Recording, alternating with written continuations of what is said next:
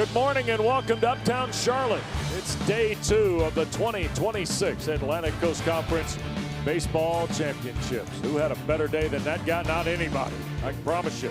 Number 16 Duke, they're wearing the glass slipper. The win yesterday over NC State. They meet the 8th seed Virginia as we get started on another 4-game day at the ACC Baseball Championship. Quick check of the bracket. You know, of course, that Duke beat NC State, Stanford beat Cal, Notre Dame dismissed Clemson, and last night, Pitt put on a show in here late night. They didn't finish till, well, this morning as they beat Louisville. Welcome upstairs. Great to be with Bobby Miranda today on this Wednesday in Charlotte, West Durham. Delighted to have you with us as we get started with the Blue Devils and Cavaliers. Boy, Caden Smith was just one of many Duke guys, but he might have been their brightest star yesterday. Unbelievable. What a day. 3 for 5, 2 home runs, a G-slam, a ball off the scoreboard. Are you kidding me? I mean, this guy was having a good time. His pull power is extreme. We've seen that throughout the entire season. And yesterday, Caden Smith put on a show here in Charlotte, North Carolina. And the Duke Blue Devils, 34 base runners in a 9-inning game, Wes. Yep, just crazy. And why would Corey Muscara mess with any of this? Same lineup, same position, everything the same for the Duke Blue Devils today as they take on the Virginia Cavaliers. And when they do, Bobby, they're going to see a 7-game winner because Henry Zetkowski, he's a different guy. Not only 7-1 on the year, he's just different getting started, isn't he? Yeah, I saw him last week in Louisville, Kentucky against the Cardinals. And here's the thing about Zetkowski. It's an extreme. He's actually #1 in the country on the right side of the rubber. So he's toward the first base side of the rubber. It's like the ball's being thrown from the second base position. Watch that ball come in on righties and sweep the slider. Excellent, excellent stuff.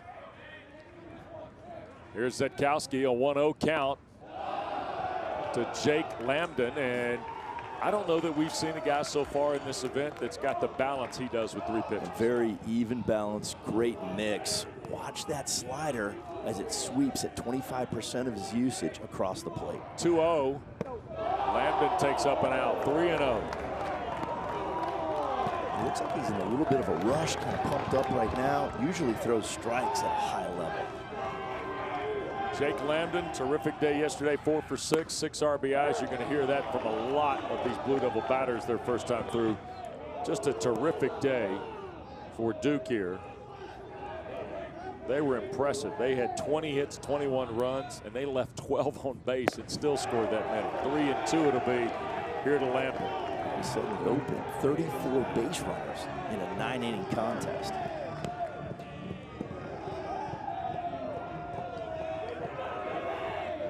So Lambden waits, full count. Called strike 3. Zetkowski battles back. There's that angle. Extreme first base angle and drives that fastball in at 91 on right-handed hitters. Duke has a lot of them. Going to be a good pitch all day if he executes that. That'll bring R.J. Hamilton to the plate. 2 for 5 yesterday, drove in 2 runs. Pretty good looking slider there. Oh yeah, he can spin it, that's for sure.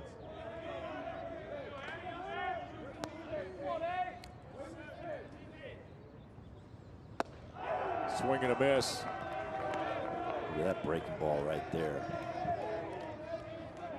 0-2 the count to Hamilton.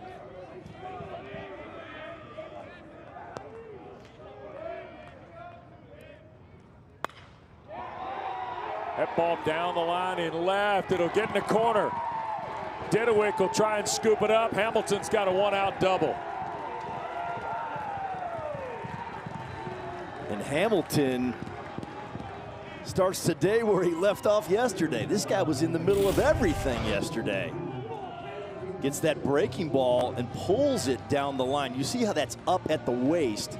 Those are easy to hit. They're sitting on a tee for you. And this ball is driven down the left field line for a double.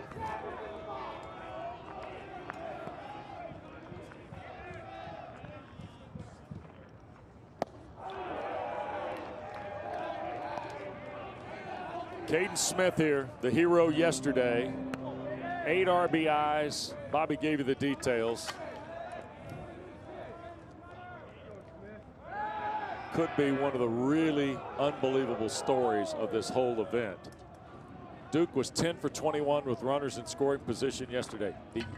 The elixir of this event is, can you carry it from Tuesday to Wednesday, right? Yes. Single elimination format, of course. Now they're going to throw back. Hamilton's in safe. A little bit more aggressive move by Zetkowski.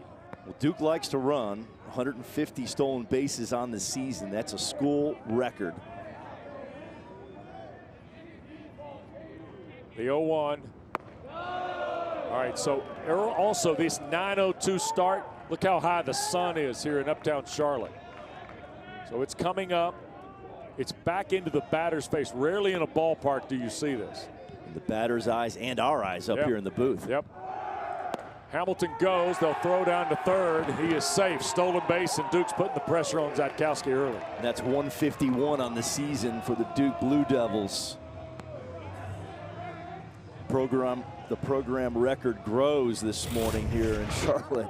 Great jump and just no shot to throw him out. Smith got handcuffed there. It's 2-2. That's just filthy coming from that extreme angle, sweeping across the plate. But how hard is it? Look at Smith. He's trying to shade his eyes, pull the hat brim down, whatever. Now to the right side and bobbled around by Parada. He'll flip to Zetkowski, but Hamilton's in with the game's first run. That's an outstanding job of making contact, not trying to do too much. And to your point, Wes, it's hard to see spin, it's hard to see movement, and Smith just fights this off. Up and in, 91 on his hands for an RBI. Yep, RBI for Smith, add to the total, 9 in the tournament. Yeah, I'm not stuttering. He has 9 RBIs in basically 6 at-bats. And here's Matthew Strand, the Duke catcher, who finally was the last guy to get a hit for Duke yesterday to fill out the card for Corey Mascara. And Wes, that Duke running game paid off, getting to third base, less than 2 outs. Yep. Ground ball RBI. Strand, the senior, terrific player. 14 home runs, 44 RBIs. He and Smith right there fighting for the Duke lead in both categories. Yeah, this has been their guy all year long. Clutch dude in the box for sure. Off the plate, framed up nicely by Weatherspoon. Home plate umpires John Byrne. Ryan Clark is at first. He's the crew chief here in the first game. Travis Carlson out at second. Jose Matamoros is at third. That ball bounced out to third. Long throw by Murray in time to retire Strand. And that will take care. But the Blue Devils, Cinderella trying to stay at the ball. Leads 1-0. Cavaliers back.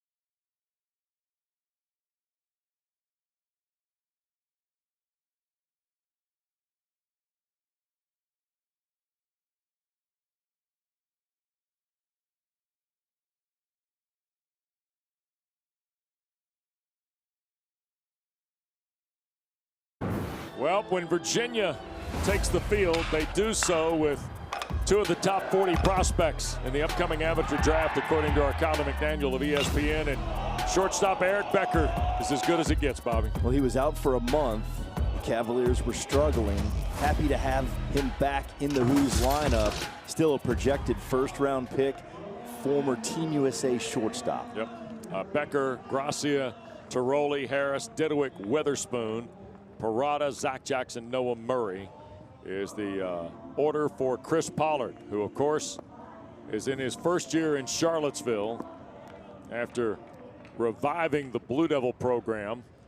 And today, Pollard's former team sends Aiden Weaver to the bump. The senior from Jameson, Pennsylvania, 4-8 on the year, 6.5 over 59 2/3. Started against Wake Forest last weekend. 5 innings, 7 hits, 4 earned, and 5 Ks for Weaver. Veteran guy, which is kind of what you want in a game where it's single elimination. And here's his usage rate, Bobby. Loves his fastball, uses it almost 50% of the time, and here's why. He has an extreme release, 7 feet on the hitter, so the ball jumps on the hitters at almost 7 feet. That's top 10 in the country with that release point. Yeah. Blue Devils won the game yesterday as much with what they did offensively. Although, when asked defensively, they were pretty locked down, especially on the infield. How about 95 right out of the gate? 0-1 it is to Becker. And that'll be low, ball and a strike. You'll see a great changeup. He'll feature that. The speed change, 77 off of 95. Yep. 7 homers, 39 RBIs for Becker. And that ball's fouled away. It's a 1-2 count. So Weaver's what we call a front-to-back pitcher, meaning he gets the fastball on the hitters, and then he hangs the parachute on that changeup, and it doesn't quite get there. So it's front to back, not into out. Meaning That's speed, up. change, and speed velocity. 2 unique approaches here. Zetkowski, what we saw from outside, and now Weaver in terms of just the length of it, right? Yes. And hit him on a 2-2. So, leadoff man for Virginia, and Chris Pollard is aboard. There is the former head coach at Appalachian. Did a marvelous job at Duke, and certainly on the way to continuing Virginia's baseball success now in year number 1. They've had a terrific campaign, 35-20, and of course of the 8th seed here in Charlotte. So hit by pitch is Becker. Gracia, who played for Pollard at Duke and then went through the transfer. There's several Duke guys on here. Noah Murray, who we talked about on a defensive opportunity. Kyle Johnson, Zetkowski, of course. Sam Harris. There are a bunch of Duke guys. See if this ball hit him. Ooh, it looked like it changed direction.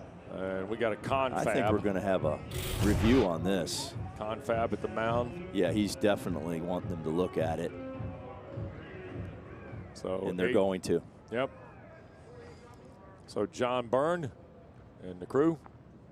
I saw that ball change direction off his foot. So, all right, so appreciate the communication, gentlemen. So while they go into review, there are, I mean, you can just go through the roster here. There are about 6, 7 Duke guys. Absolutely. On this roster. They went through the portal after Pollard left to go to Virginia. Yes, yes. Take a look at this right here. See how it changes direction right before it goes into Strand's glove. It has been overturned. It is a hit by pitch. So Weaver has hit 2 guys. So 2 players hit by pitch, Gracia and Becker. And that'll bring Joe Tiroli to the plate. But not before the head coach of the Blue Devils out for a visit here, Bobby. Wants to change the mindset when you're hitting 2 guys back to back. You need to stay away from those freebies.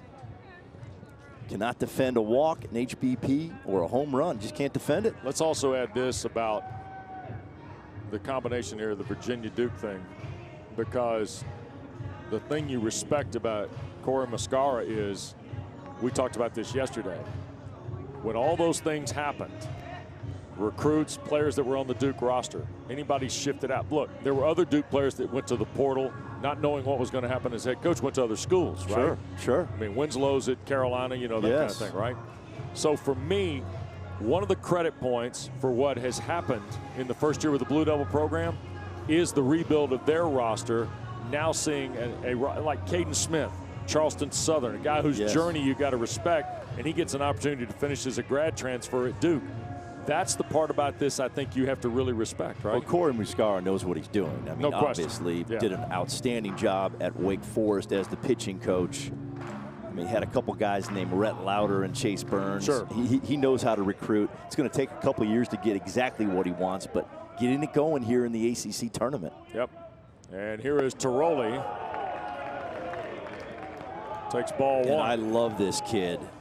This is their guy. Great approach through the middle of the field. Look for him to drive the ball gap to gap. This guy can really hit.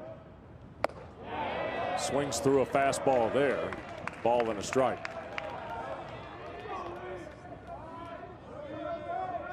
It's also of note, Duke and Virginia did not play during the regular season. So therefore, this is the first look, not just from a scheme standpoint, but all the little emotional things that go on with something like this. This is the first time the matchup has happened since Pollard departed. Extremely interesting that he's facing his old university day one for the Hoos in this tournament. 2 balls and a strike. That ball fouled to the third base side. It's almost like you knew that was going to happen, right? Baseball, it's just the gods set it up. Sometimes it kind of rolls into play, doesn't it? Mm-hmm. 2 guys very familiar with each other. Muscara was at Wake Forest with Tom Walter for years. And now Tiroli down on a breaking ball. That is nasty. We talked about being front to back, speed them up, slow them down. That is a really good right on right changeup right here, I believe. Yes. Those are hard to hit. It looks straight and hard coming out, and then you just drop the parachute halfway to the plate. Just doesn't get there. Yep.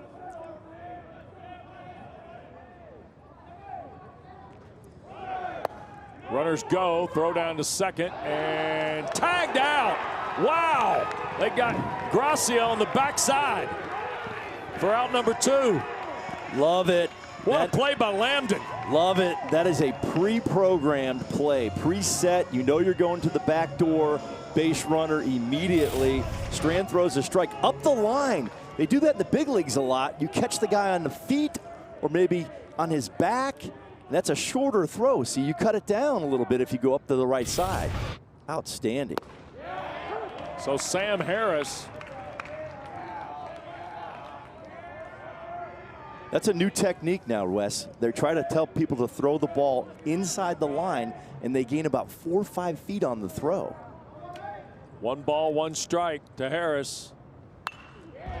Fouled off. 1 ball, 2 strikes. Used to always be throw it to the bag. You'll see all kinds of guys in the big leagues, high-level college. They'll throw it up the line a little bit, and now it's a 124-foot throw versus 127. Outstanding play right there by the Duke Blue Devils. Excuse me. 1-2. Fouled away. Count will hold. 97.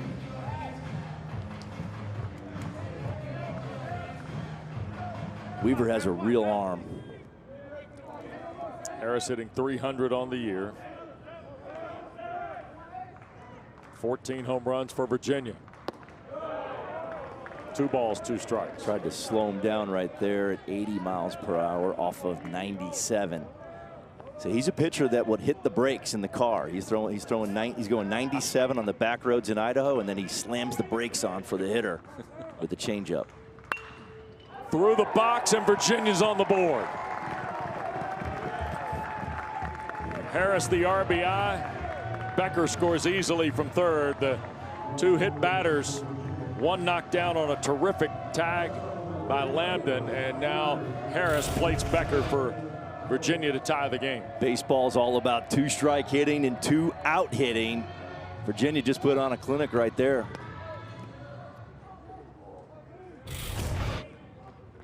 That'll bring Harrison Didewick to the plate. Didewick with a bounce back year. Last year was a little down year after hitting over 20 home runs 2 years ago. This year he's come right back, middle of the lineup, big bat for the Cavaliers. Hitting .312 on the year, 11 homers, one of 5 Cavaliers in the lineup with 10 or more homers. This is a guy with Omaha experience.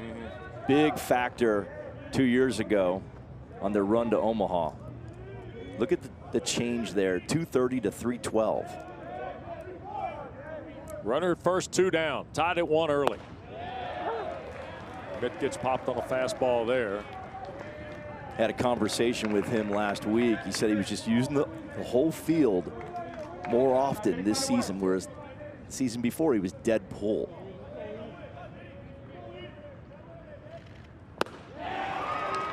And there is a fastball again. Didewick strikes out. Virginia gets a hit. They've tied the game 1-1 after 1 in Charlotte.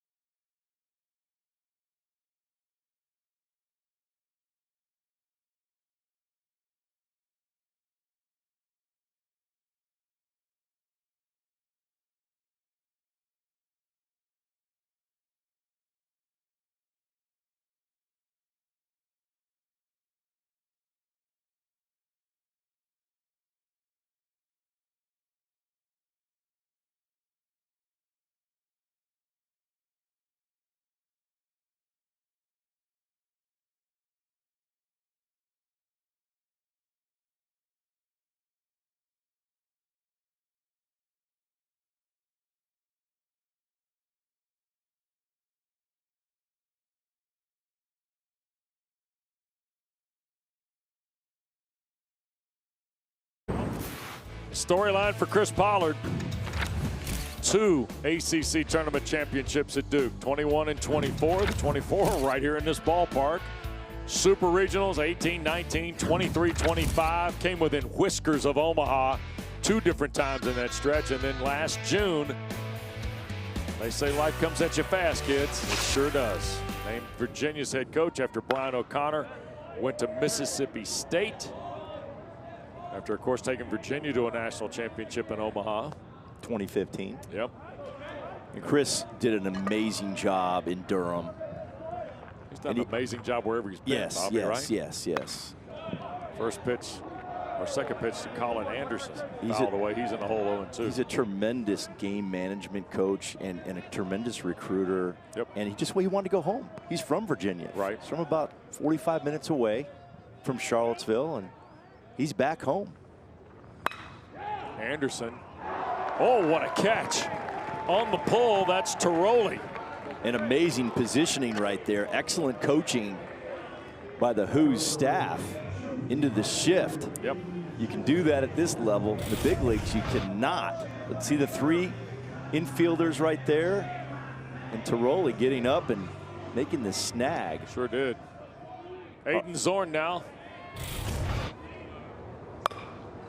And he'll bounce it to Murray that ran up his arm. Zorn is aboard. Error on the third baseman, Noah Murray. Murray, the freshman, just needs to get that hand out, stop the baseball a little bit more in front of his body. See it right here. Even more, that foot and the glove both reach for the ball, and you want to get a short hop, which is 6 inches or less. You got a little bit of a tweener right there, which is more than 6 inches. So 1 on and 1 out. Keep an eye on Zorn. And here is Colton Quagliano. Quagliano yesterday was terrific. He was 3 for 5 with 3 runs. Defensively, he was something else now. He started things in the first when NC State was building a threat in the bottom of the first. He went Brooks Robinson down by the bag, and then he handled an infield bunt flawlessly. Boy, he did a lot of things defensively just to kind of keep Duke on point. Here's a ball towards second. Tiroli will flip to short. Becker on to first. Double play. 4-6-3 knocks Quagliano and Duke out on here in the second inning. Double play ball. Cavaliers and Blue Devils tied at 1-1.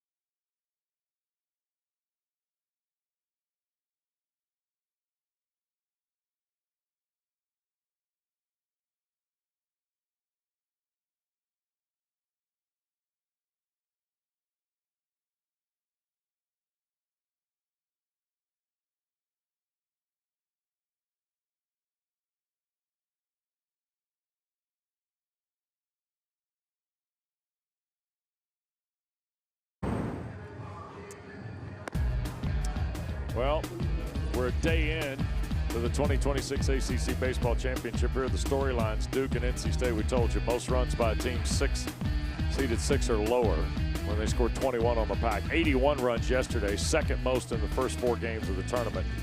Notre Dame, first win in the tournament last night since 2022 when Jace Lee went 3 for 3 at 2 doubles and a home run for the Irish in a 5-4 win against Clemson. And then if it weren't for Caden Smith, we'd be talking about Trey Fenderson of Pitt today. 3 for 5, 2 homers, and 7 RBIs last night. The Panthers put 16 on Louisville. Have a night. Here's Weatherspoon. Panthers. Weatherspoon to start the bottom of the second. That's on the edge for a strike from Aiden Weaver.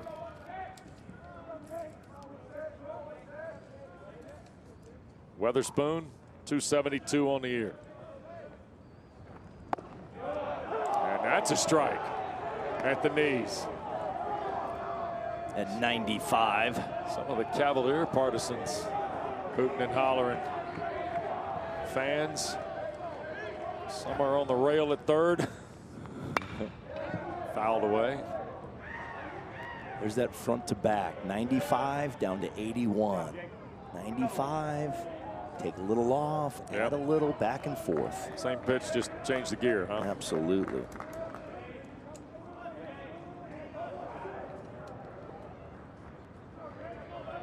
One-two to Weatherspoon. Breaking ball got him. He'll be retired at first. Last night, Fenderson and the Panthers, man. Come on. Just on fire. These balls are up in the strike zone, and he's just tomahawking them all over the yard last night. Well, Caden Smith-esh.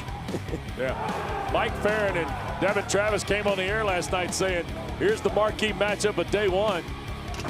Looked like Eddie Feiner and the Kings of Court broke out wearing royal blue and yellow, to be honest. Holy smokes, Pitt was like stepping on the gas. Yes. They had Relentless. 5 runs in a snap. Yes. It was crazy. Yeah, ball's jumping out of here. Antonio Parada plays it first for Pollard's Wahoos, and he'll foul that away. Parada playing a much bigger role this year than he has in his whole career. More of a backup player, pinch hitter, and then this year getting in there a lot for the Hoos. Look here. What's Carolina guy doing here? Don't play till what, Friday? Yeah, he needs to go home. Get Relax, get ready to go. Feet up. Strike out of Parada. There's that change up again. 2 Nasty. Ks now for Weaver. Here's a look at our bracket. You see the second round. We're in the top left this morning. Miami Stanford will be next. That'll be JT Arteaga's Canes making their debut. John Sheffield, Virginia here later. Tom Waldron, Wake Forest close it down tonight against. And look here, I'm not saying things, but these double-figure teams who won yesterday, you notice all of the double-figure teams won? Did you notice that? No, I didn't, but yeah, there you go. You go by. Clemson, 10 Notre Dame, beat 15 That's Clemson. right. There you 14 go. Pitt, beat Louisville. All right, Yeah, it's congratulations. a good find right It's a there. long look for a Suvi kid. Cal, the 13, beat 12. Stanford, the 12, won. But all the double figures advanced yesterday. Now it's all double figure except for NC State. However, this is the team in the field now at 16. That's the team that you're thinking about. Okay, can they do what Mike New and Cal did last year? Can they win 2?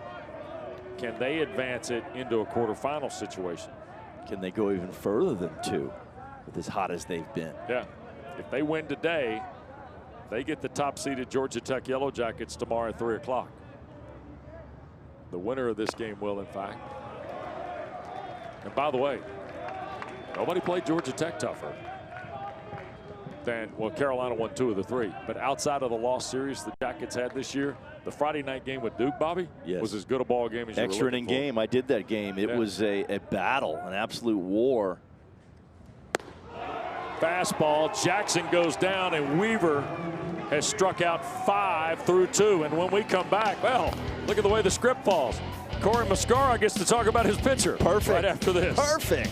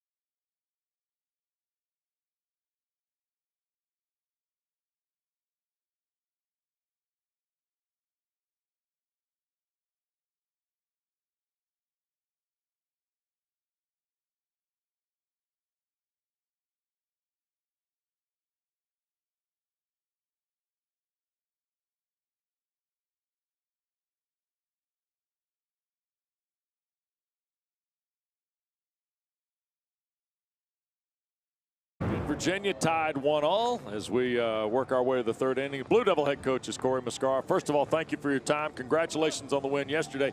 How do you process yesterday at 9 a.m. to today at 9 a.m. for your club? You got to stay in the moment. I think that's life, though, right? Like we're in a world where we always think about the next thing, and sometimes we need to stay a little bit more present.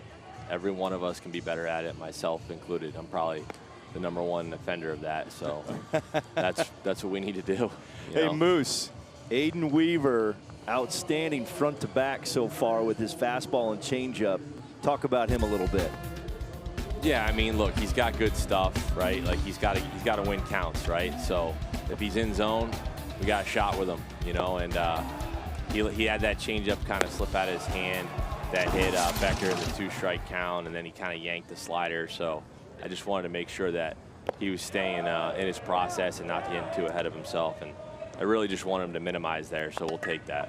Appreciate it, Coach. Thank you again. All right, Good guys. luck, Thank Moose. you. You bet. Bye. 0-1 to Tyler Albright. Starts the 3rd here for the Blue Devils.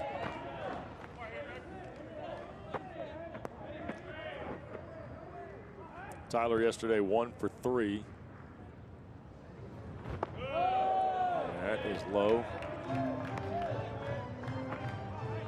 1-2 now to Albright from Zatkowski.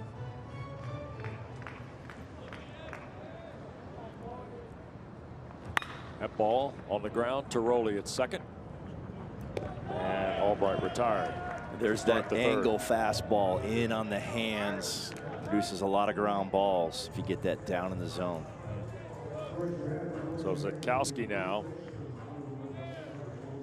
after the double by Hamilton, take away the error by Zorn. He has retired 1, 2, 3, 4, 5 in a row. First pitch for Perez. Remember, the freshman from Texas is in there. That's a strike for the 8th time in the first 9 batters for Zatkowski. First pitch strikes. Win you a lot of games. That's just off the edge. Look at that angle he's coming from. Left on left right here. It looks like he's throwing the ball from the second base position with that arm action. Low 3/4, almost sidearm. Yeah, fastball. Fastball change, Bobby? What did we get there? A little cutter, maybe. Yeah. Look at this right here. Oh, that's a changeup. Yeah, it is change. Just had a little cut action. Really played like a cutter at 84. 1-2 off the plate, didn't pull the trigger. Perez will get another house swing here.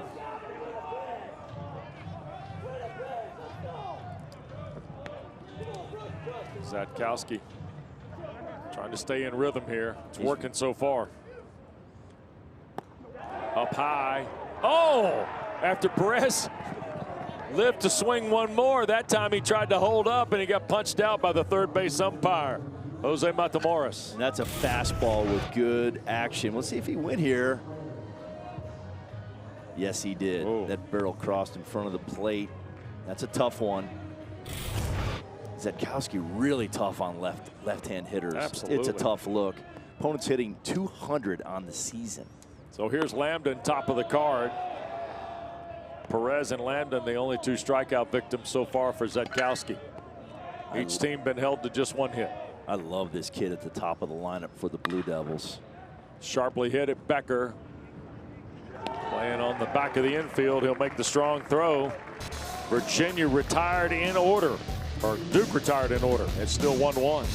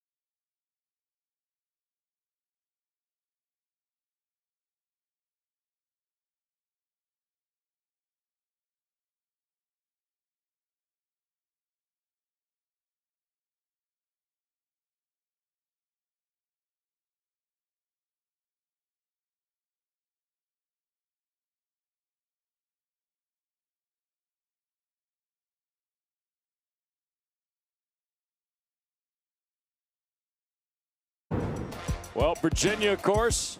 Dennis Womack. Then Brian O'Connor. Legend. Now Chris Pollard.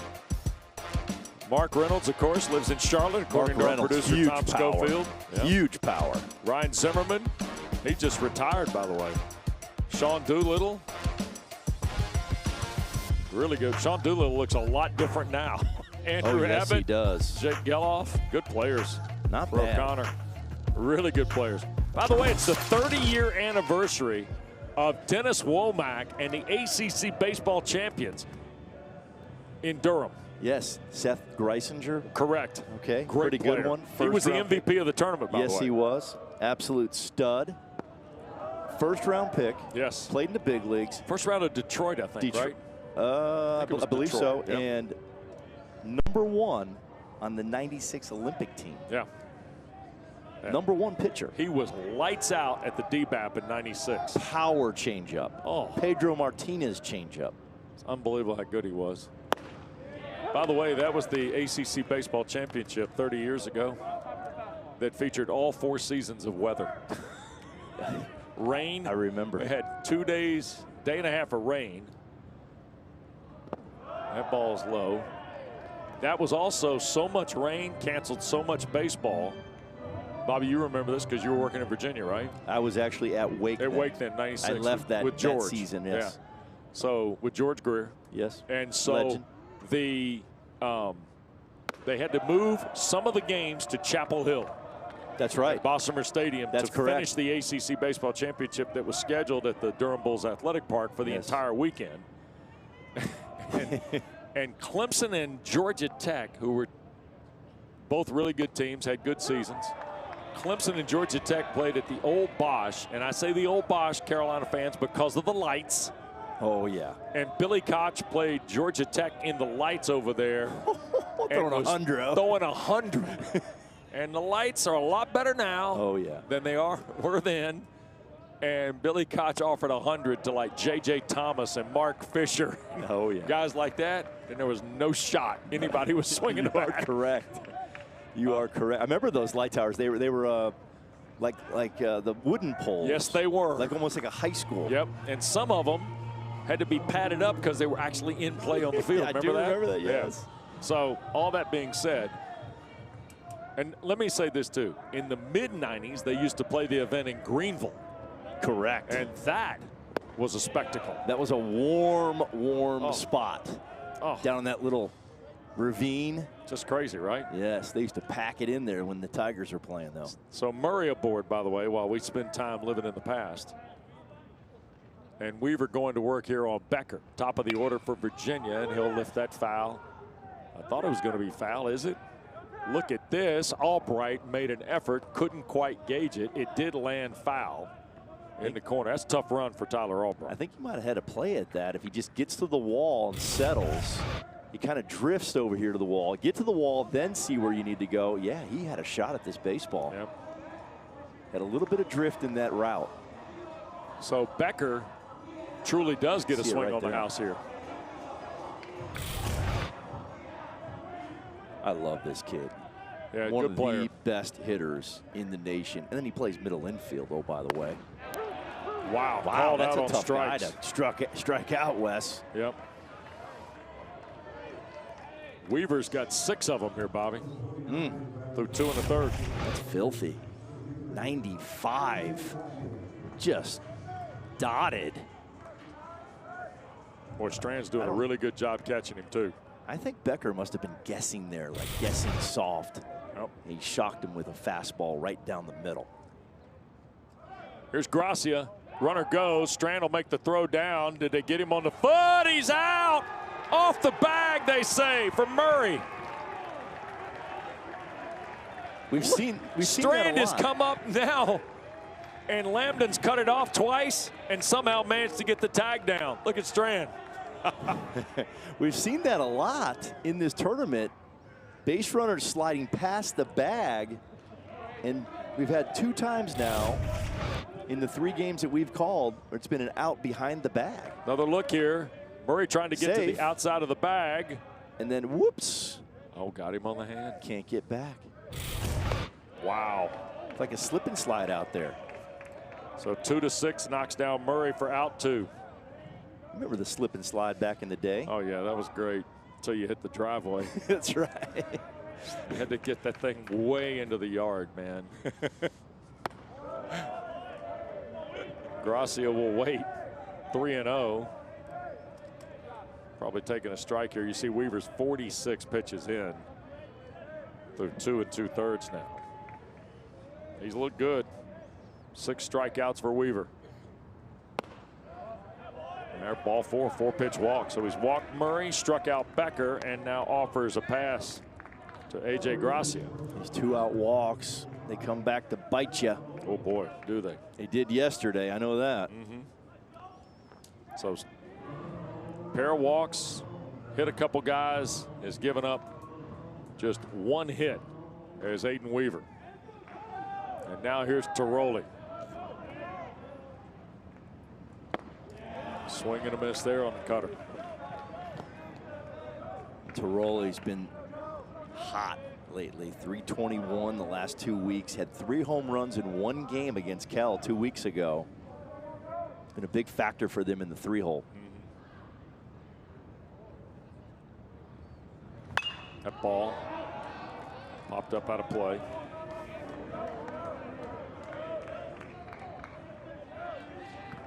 Virginia's, there's Tiroli's last 25. Look at that, 114 points higher. No doubt. Goodness. Well, he had to step up when Becker went down. And rolls foul at the third base side. You look at Virginia's conference breakdown. They lost series on the road at Boston College, home to FSU and Cal, at Pitt, at Louisville. Their wins, their series wins, are at Carolina, against Virginia Tech, against Wake Forest, at Notre Dame, and at Clemson. Chapel Hill, first weekend was amazing. It was. And Scott Forbes talked after that of what that did for Carolina to lose that series.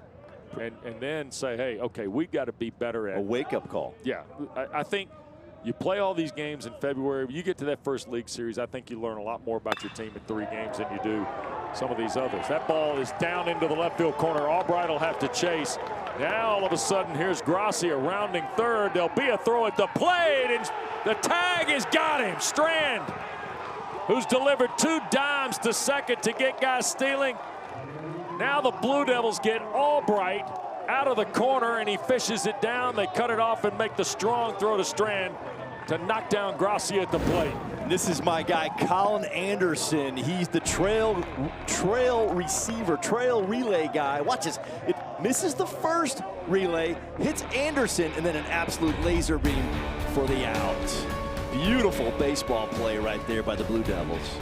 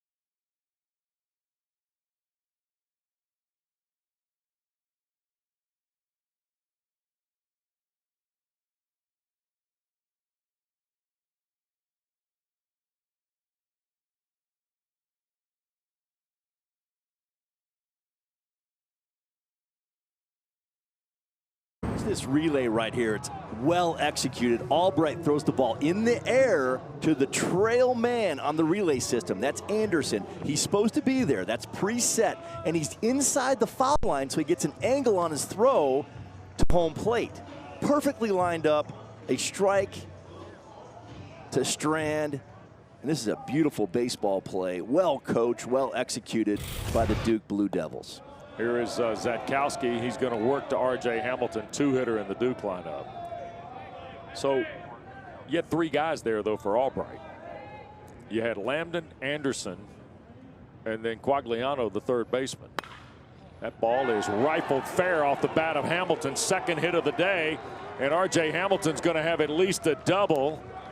Didewick finally gathers it, or Hamilton might have turned for 3. Instead, it's a leadoff double for the Blue Devils here in the 4th. How do you know it's Anderson?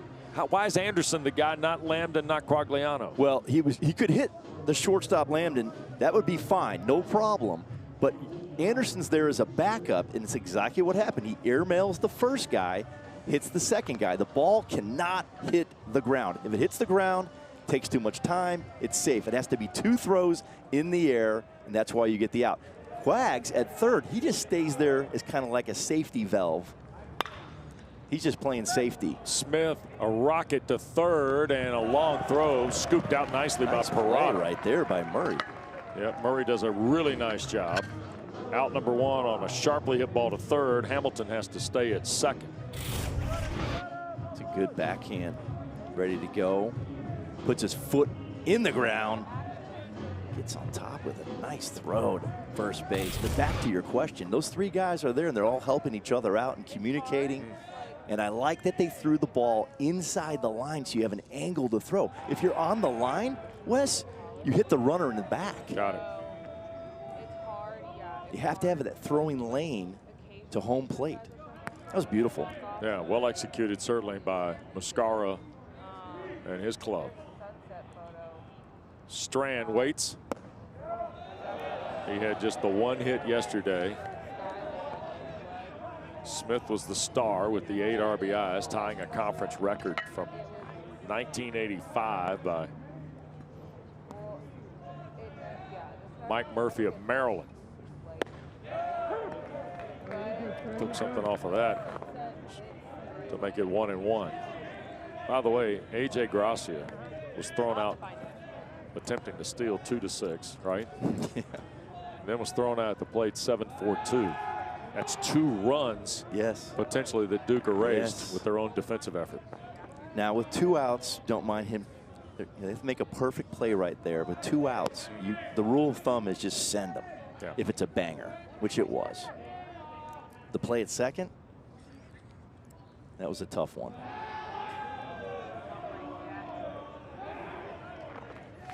Virginia continues to keep an eye on Hamilton. Tiroli playing behind him on the shift. You know, you don't have to throw the ball to second base. You can disengage and just make a fake throw. Just have a few, though. They're trying to keep Hamilton close. They're going to throw. He's safe. Wow, what a jump. They threw over there. Well, they were going to throw over there until they thought he would go back. He didn't, and then he gets third again. More of yesterday. Duke aggressive on the bases, just in attack mode right here, stealing third.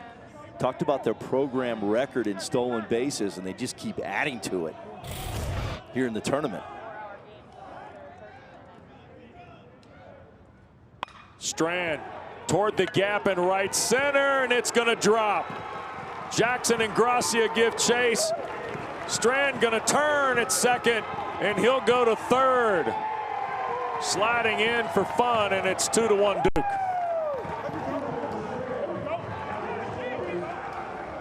Matthew Strand has been Duke's RBI guy, clutch guy all season long. Hitting .375 in the last 2 weeks. He takes this pitch that's up and out over the plate, a breaking ball on the backside, and drives it into the right center gap. I mean, that's just a beautiful piece of hitting. You're going for the RBI, you're staying inside, you're not trying to pull the ball there. That is awesome. 1 out triple by Strand, who's got a hit in 8 of his last 9 now. Hamilton has scored both runs today for Duke. Colin Anderson, his second at bat. He lined to Tiroli in the shift in his first time up. Well, look at this defensive alignment right now. You have 3 infielders in the Little League distance. This is a 200 higher average, but now you've got 3 guys over there, so they're trying to maybe claw into that minus 200 batting average that you do with an infield in. You just put 3 guys on there. Sometime you'll see, like late in the game, they'll put 5 guys in the infield when they go in. Yeah. Because they know the hitter's average goes up the shorter distance you play toward home plate. There's a strike on the 2-1. So you basically need more hockey goalies.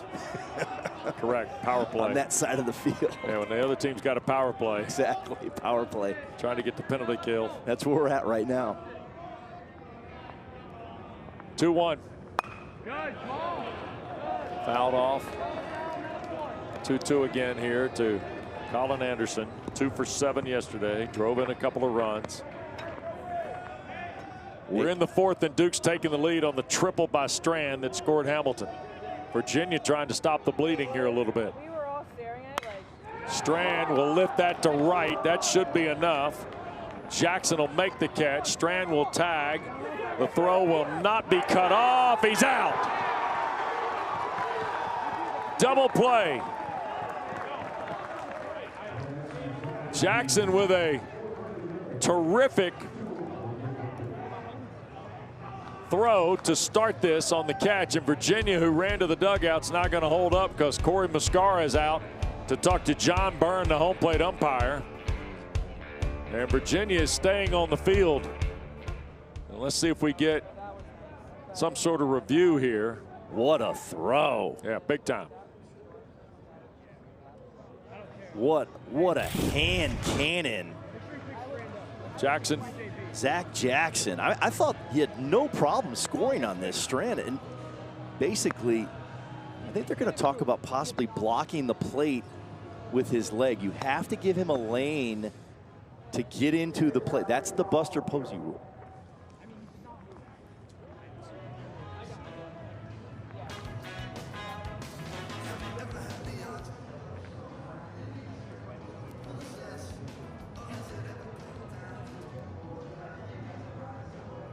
Another look at the play here. John Byrne punched out. So the call on the field is out at home. Duke has challenged the play. I think it's going to be a block of the plate because obviously the tag beats him. He's out. You need a lane to throw from, but if the foot's in there. Now, if it's a natural action of going after the baseball, that's a legal play. But if you're set up, it's not. After review, the call on the field confirmed. All right.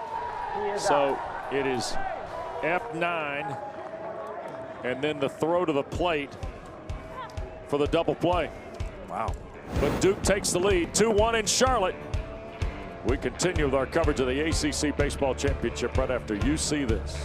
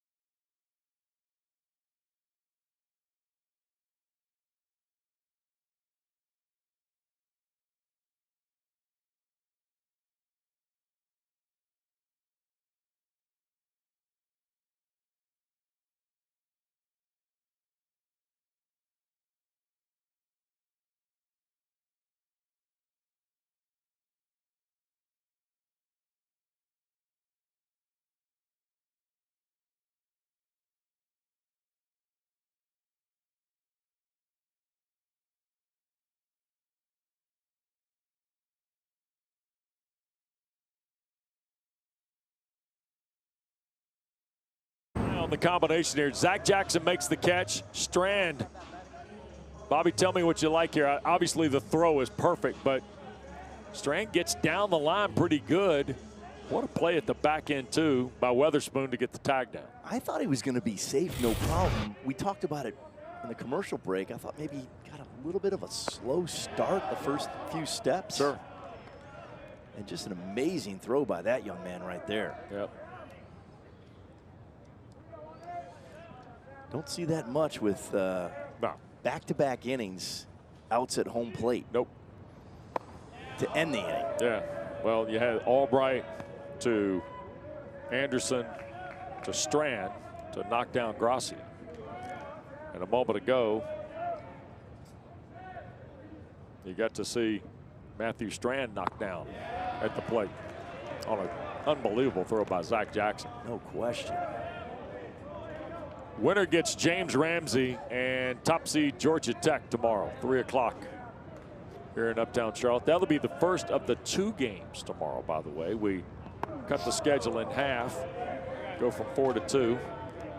Not nearly as long a day at the ballpark for our terrific ACC Network production crew that's been here. These folks have done a marvelous job. And the Jackets. All day yesterday. The Jackets will be here, and because it's Thursday, Saturday, Sunday, they can go Tate McKee and normal pitching. That's the benefit of when you win the regular season. Sharply hit ball to second. Anderson the throw. Nice flag by Perez for out number 1 on Sam Harris. And the Jackets are for real. And the same thing can be said also for Scott Forbes in Carolina that play Friday at 3 o'clock. The 1 and 2 here get the real benefit. And they should. 3 and 4 also to a degree can do the same. The top 4 seeds. And look, the bracket has evolved over the years. It used to be double elimination. Then we went to pool play. And now we've gone to this single line thing, which quite frankly, I believe that 90% of the teams in the ACC that are going to the NCAA tournament next week know it. Yes. Right? Like Virginia's a 2 seed. That's projected a fact. 2 seed. Yep. Pitch away, and this is Didewick, who struck out in his first appearance. He's one of the 6 strikeouts of Aiden Weaver as registered for the Blue Devils through 3 1/3. And we're in the 4th, and the Blue Devils have a 2-1 lead. I like the format. Chopped on behind the bag at first. Perez will step on the sack for out number 2. 3 unassisted, knocks down Didewick. So tomorrow afternoon, 3 o'clock, the back-to-back ACC regular season championships. Leaders in D1 in runs per game and batting average. And of course, the defensive player of the year and a potential top 3 pick in the amateur draft is the catcher Vaughn Lackey. And sometimes overlooked with the Jackets with all that offense. Their pitching staff had the #1 ERA in ACC only play. Yep, conference play. That's an Matt impressive Taylor, Matt stat. Taylor's done a terrific job. Phenomenal. Yeah. And Jason Richmond. Yep. And here's the other ad too. One of the guys who's the secret sauce to that is they've got an old school closer now. Mason Patel is old school. Yes, old they school do. in the fact that he's not going to be there for 6 outs. He could be there for 9. He could be there for 10. Bob, you know, you've seen him. It's it's interesting. He'll see 10 or more batters in a close. Sure. He'll get some traffic maybe, but he finds a way to sneak out of it. Sure does. A lot of movement on his fastball and then a power changeup. Power changeup. Here's Jacob Weatherspoon. He's the catcher for the Cavaliers.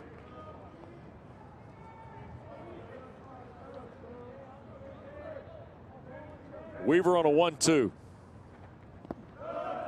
And that's in the dirt. 2 balls and 2 strikes to Weatherspoon.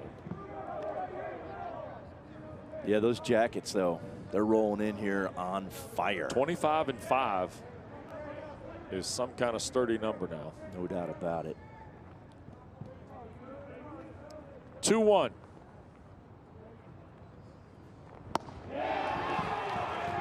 Weatherspoon on the 2-2 strikes out. Weaver now has 7 Ks. Duke's got a 2-1 lead through 4 at Charlotte.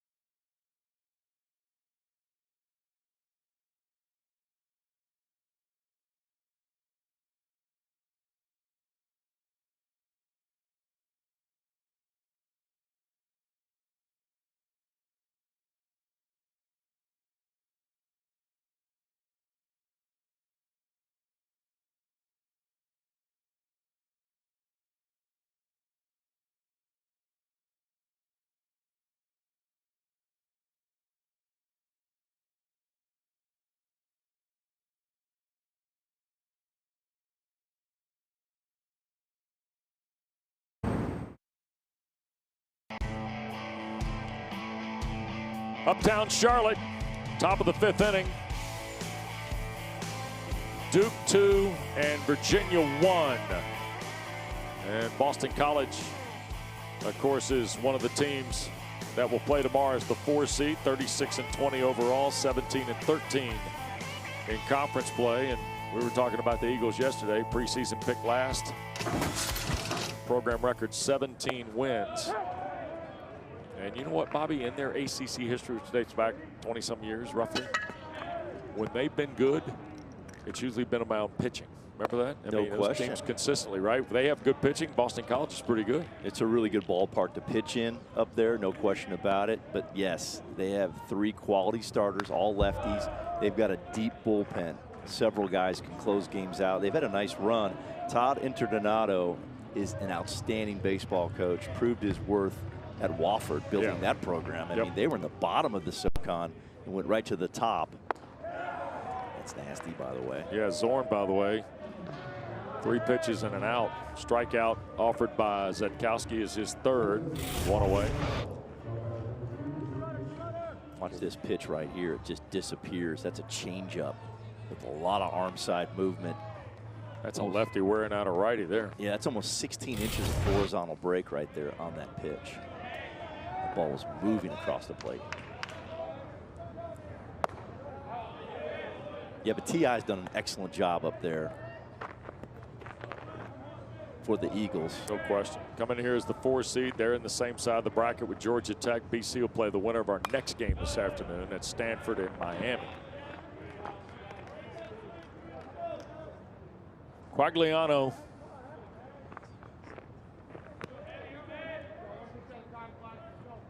grounded to short the first time up. Makes him 3 for 6 here in the championship. Off the plate, 2-1.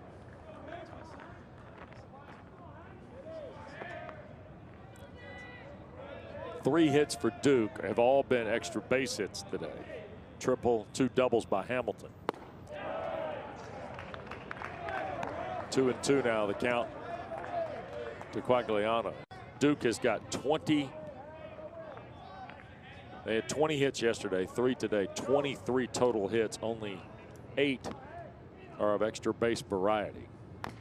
That's fouled at the plate to stay alive. 4 doubles now, 2 triples, 2 home runs. The 2 home runs, of course, belong to Caden Smith. Of course. Second one was an absolute mammo off the scoreboard. Over 400 feet. 2-2 to Colton Quagliano. Back toward the mound, Zetkowski fielding his position, retires Quagliano. Easy work right there. Sure was. I mean, he just looks super comfortable making that PFP. The pitcher's fielding practice. Do it every day in the fall.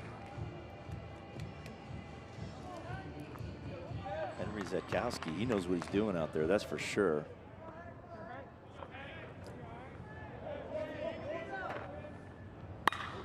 There's a first pitch.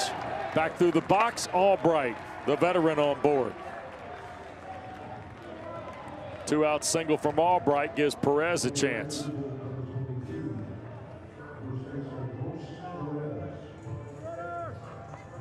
Remember, this is an interesting look for Perez. That extreme cross throw that Zetkowski possesses. He's the #1 cross thrower toward first base in the country. Every time I see a lefty on lefty setup where the pitcher is out on the side, I think of that Randy Johnson, John Kruk at bat in the All-Star game. No Coors doubt. Field, where Kruk ended up putting his helmet on backwards. Yes. Yeah. Watch Perez's feet here. You got to stay in the box, man. Oh, he's going to bunt. Whoa, look out. That hit him. Now remember, Marsh is not suited up again today. Bobby Marsh at first base. Neither is Michael DiMartini for the Blue Devils. Wow, that's rough right there. Yeah. You square around. I don't know if you got this in the It chest. hit him in the hand. Oh, Did kinda get the back ricocheted elbow. The chest and the elbow. Yeah. The uniform in the elbow. And before that HBP, Virginia had only had one free 90 allowed in this baseball game. Yeah, the associate athletic trainer is Aldo Plata out to check on Brooks Perez, the freshman from Texas. Zakowski is a strike machine, averaging less than 3 walks per 9. That is the standard. He's well below that. Yep. Has tremendous control. Yep, right in the chest. Caught him in the chest, okay. So Perez aboard, and here's Lambton.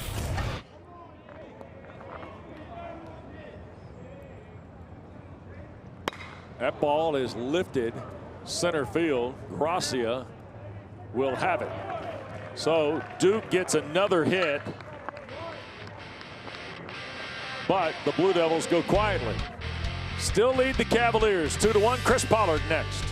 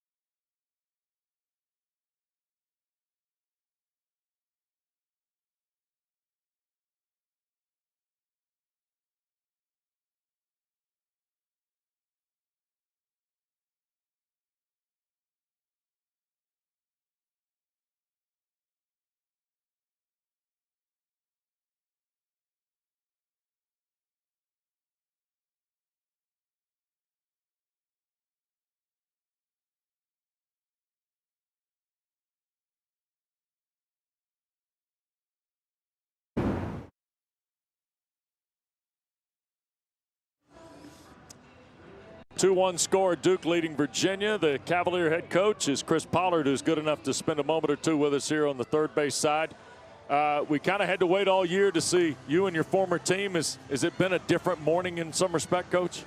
No, not really. I mean, we talk all the time, Wes, about playing a nameless, faceless opponent, right? Yeah. So we don't really get caught up in the jersey in the other dugout. We focus on what we do and play to our standard and to our process. Well, and you had to wait to find out. It was kind of weird yesterday, right. wasn't it? Yeah, it was. I mean, what a weird game, too, right? So, you know, to be here and to watch that, and I thought I'd be able to watch it, go back to the hotel, tell our team who we were playing, and then go practice.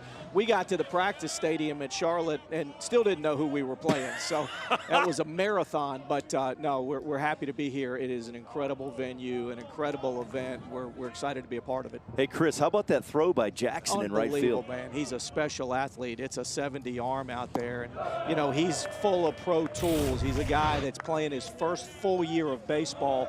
And he's going to have a chance to play this game for a long time. Sure has. No hey, doubt. appreciate the time. Thanks Appreciate very much. You guys. Good luck. You bet. Thank you. Thank you, bet. 1-0 count it is to Parada. 0 for 1 today is Antonio. Speaking of the man, Zach Jackson, he'll be next in the order for the Cavaliers. Meanwhile, Weaver here in the bottom of the 5th. Duke is starting to stir a little in the bullpen. I say starting to stir only because at some point they want to catch Weaver before the fall, right, Bobby? I mean, that's just kind of the timing of this thing gets tricky. And look at that. Is that a punch-out strike? I'm not sure. I want to take a look at this. 8th strikeout of the day for Weaver. Did he go? Ooh, Don't know if we got a side swing of it. that's a tough one right That there. is- Here it is. Ooh, I don't think so. Parada called out on strikes by John Byrne, 1 away. Threw me off from up here, and that was definitely, it's a tough one to take. Well, here is Zach Jackson. 243 coming in.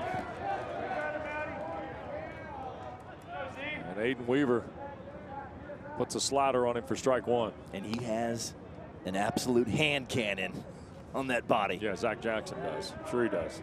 Bazooka. That's a strike on the outside edge. Fastball there.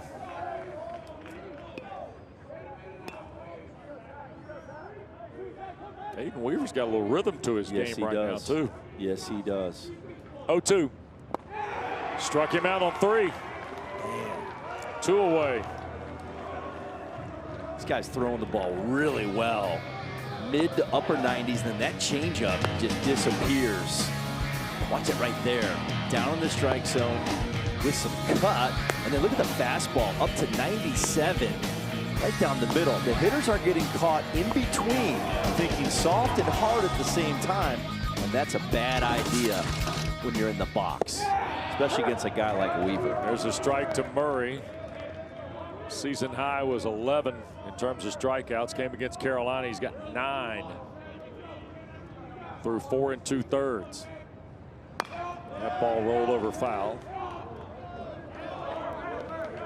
Threw very well against Carolina just a few weeks back. Yeah. So 11 Ks is pretty good Not bad. against that lineup. Yes. 8 straight strikes now. And we took care of that.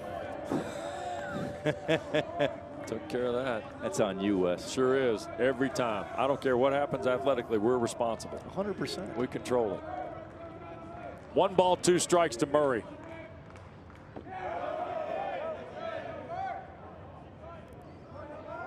Didn't offer. 2-2 the count. So Weaver's thrown a couple away. So what does he do? Gathers, walks around. The mentality of the pitcher. That ball fouled out of play. Count will stay. Wants to make something happen here with a 2-2 count. Want to avoid those 3-ball counts.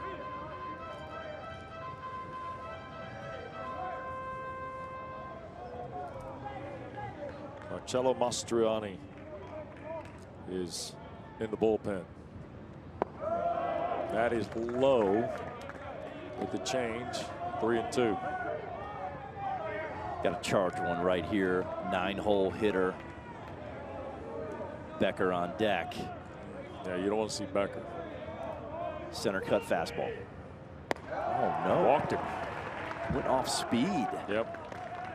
So the walk will be the 3rd issued by Weaver. 2-out walk right there to your 9-hole hitter And now here's Becker with a runner aboard. on a cutter. And just so you know, Murray hitting 152. You want to throw him a strike. You do not want to face the potential first-round pick here, Eric Becker, former Team USA shortstop. And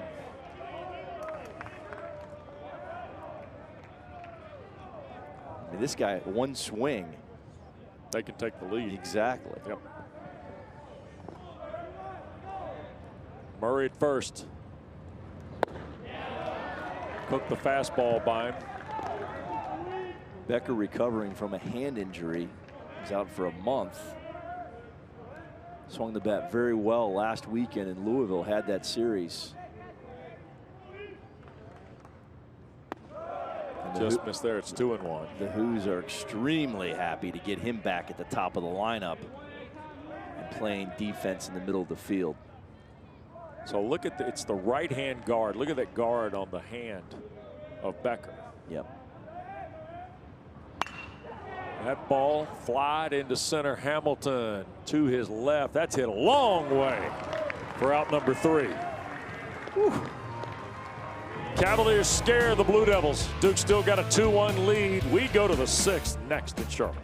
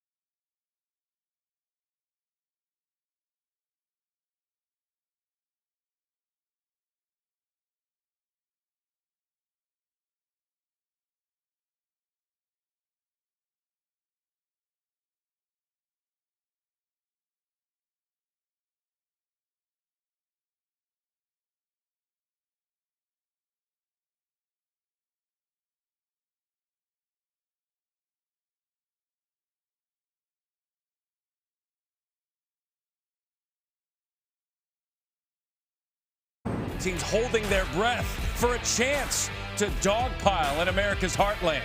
It's the NCAA Baseball Selection Show with watch parties all over the country. Let the road to Omaha begin. Well, NCAA Baseball Championship Selection Special presented by Capital One. Monday at noon. Here's the D1 baseball projections at the start of the week. Georgia Tech, the 2 seed. Carolina, the 4 seed. But let's get to the Wolfpack at the back end of that, Bobby. Because we talked about it yesterday. We showed you kind of their catalog. Elliot Avent was quick to talk about the strength of their schedule. I agree, especially as it relates to the ACC. Played 7 of the top 8 teams in the league this year, right? I mean, it's a compelling argument for them getting in. I feel like they should be in. Tough loss yesterday to the 16 seed Duke. So we'll see if the committee. Couple of uneasy nights of sleep, maybe. Right. I mean, we'll see. You know. Well, you talked yesterday about what the other tournaments going on. Yeah. These one-bid deals, right? Well, yeah. Look at the SoCon. Right. Okay, Mercer. I think they're 21 RPI, something like that. Yeah, projected 3 seed in Athens. Exactly. I think, by D1 baseball. Let's say Western Carolina wins the tournament in Greenville, South Carolina. Mercer is going. That's 2 coming out of the SoCon. Yeah. So that could happen at some other spots. By the way, R.J. Hamilton denied a 3rd straight double. And here's Caden Smith, the home run hero from yesterday. Got fooled on the slider there. This guy's got some pull, power, and strength. Zatkowski doesn't want to throw it anywhere near him unless it's got some juice on it. It's either in off the plate or soft down and away. Foul back. That was in on the hands. Probably not even a strike. Has to be black and body, and then soft down and away, and then maybe late hard up. There's your soft down and away after hard in.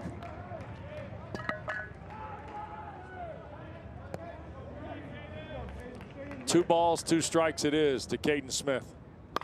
That ball not going to be deep enough to fly out of here, but it's deep enough to be a hit. And that was soft down and away. Caden Smith just did a nice job of staying through that baseball enough, hitting it off the end of the bat. Soft contact at 83 on this changeup. It gets a knock. Yep. Caught it off the end part of the barrel. Duke just 1 for 6 with runners on today.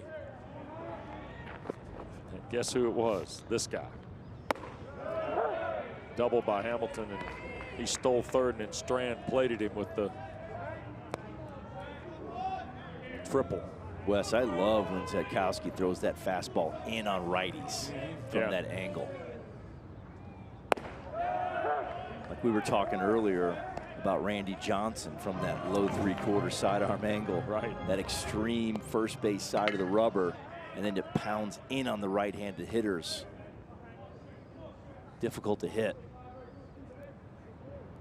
That's up.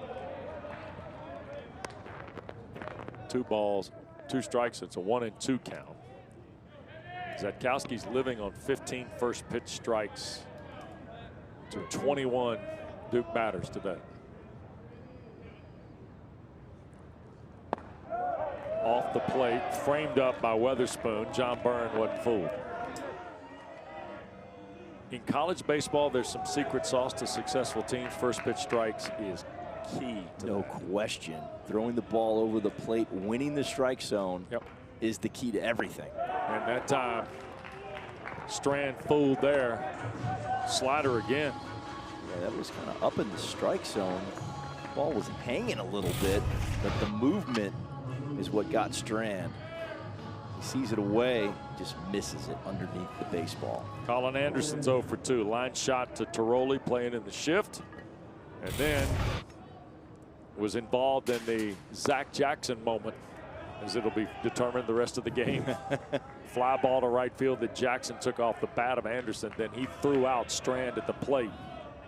Dave Parker style, for those of you old enough to remember. Oh, Dave Parker, what a rocket for an arm. 2-1 is golf foul. The Cobra. That was his nickname. Ball and a strike.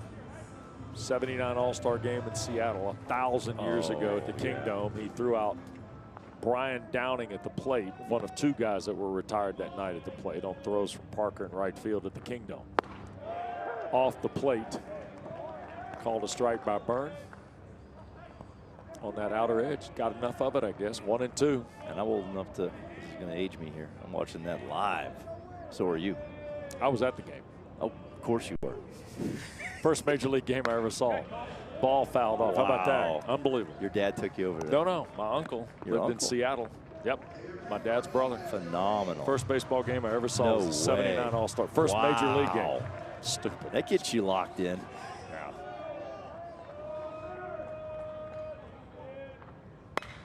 Rip to left and fair. We're going to see if Caden Smith can really haul. Didewick is headed to the corner. He'll fish it out. Oh, he waved him. Ball got loose. Is there going to be a play? He's out. Oh, Caden Smith held up at third. He was being waved home. He stopped. They told him to keep running, and he got cashed out at the dish. Virginia stuck with it. Man, we've had more action at the plate and at second base. Watch Didewick, Bobby. This is crazy. The ball is not clean. See how it bounces? And that's when the third base coach from Duke decided to send Caden Smith, and it was too late. Out at the plate. Tough break for the Blue Devils. 2-1 Duke.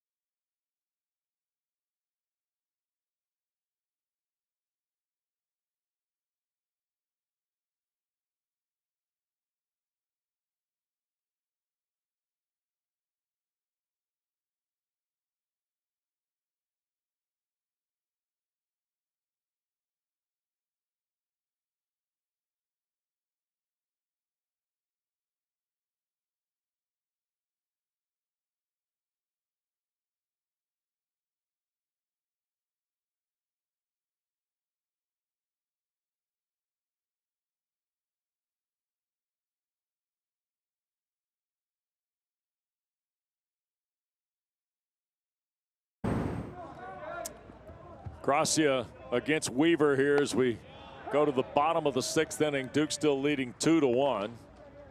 And boy, we had more action at home plate just on throws and tags than you would expect here in a ball game, and it's been amazing to watch. And the latest is Harrison Didewick out of the left field corner.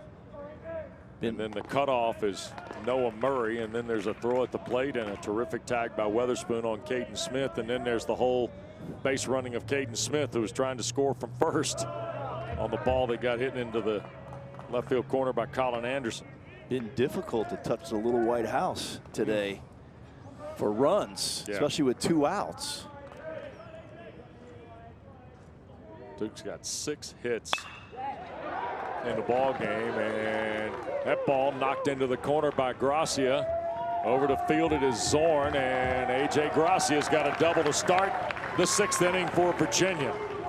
Let's go back to the top half of the inning and the ball off the bat of Anderson here, Bobby. Yeah, so what happens is third base coach from Duke is stopping Caden Smith. Can't see it in the frame, but then the throw is bounced. Remember, need the ball in the air to make a clean play. Caden Smith actually stops and hesitates. He's bringing him, then he stops him, right? Then he sees the relay is not clean, it's bounced. Let's go ahead and try it, and by then it's too late. if Caden Smith continues all the way through, he's just doing what he was told there. Right. He's easily scoring. But when the ball hits the ground on relays, this one bounced 3 times, you're not throwing people out at the plate. Remember, the previous play from Duke, Albright to Anderson, was 2 clean throws in the air. That's how you make outs at the plate. And the throw from Jackson was a clean throw in the air. With 2 outs, you go all the way through in the air, and that's the fastest way to get there.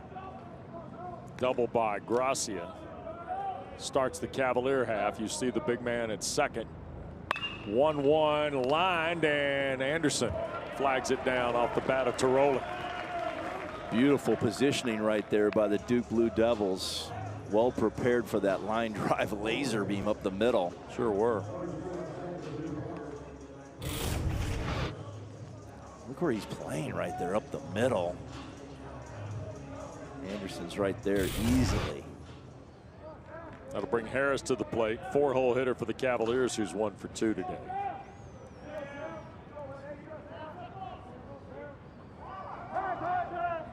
And now,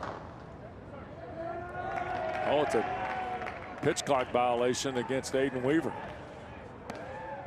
So 1-0 the count to Sam Harris. We've got action in both bullpens now. Mastriani continuing to warm up for the Blue Devils. There's Marcello.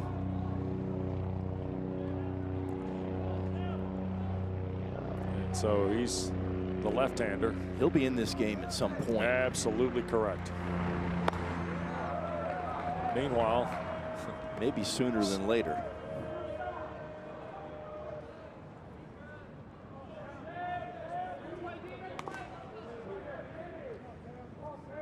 Two balls and a strike here to Harris. 3-1. Stop me if you've heard this description. Here's former Duke player Kyle Johnson. Ooh. A left-hander. Going right to the bullpen with their #3 starter. Yeah. He's electric. Only a sophomore. Going to be a high draft pick next season. 2-1. Fouled away. 2-2 it is to Harris. That's interesting. Weaver's at 94 pitches. Okay, Coach Miranda. Yes, sir. Weaver's at 94. You're 5 1/3 into the ball game. You got a 1-run lead and a runner at second. Are you yellow light situation here? Very much so. And what's going to happen now? Left on left, I believe that was the last pitch that Weaver threw. You see that he's spraying that changeup a little bit now. The command is a little bit off. He's near 100. I think there's going to be a pitch change. So, motion to the bullpen. Yep, that'll do it. And we're going to get a look at Marcello Mastriani, junior from Little Silver, New Jersey, and a transfer from Georgetown. Aiden Weaver, though, nice job. Mastriani's going to have first and second and 1 out here in the bottom of the 6th inning. Great job, young man. Yep, nice job by Aiden Weaver. 5 1/3, 3 hits, a run, 9 Ks, and 4 walks. And Aiden Weaver's day is done for the Duke Blue Devils.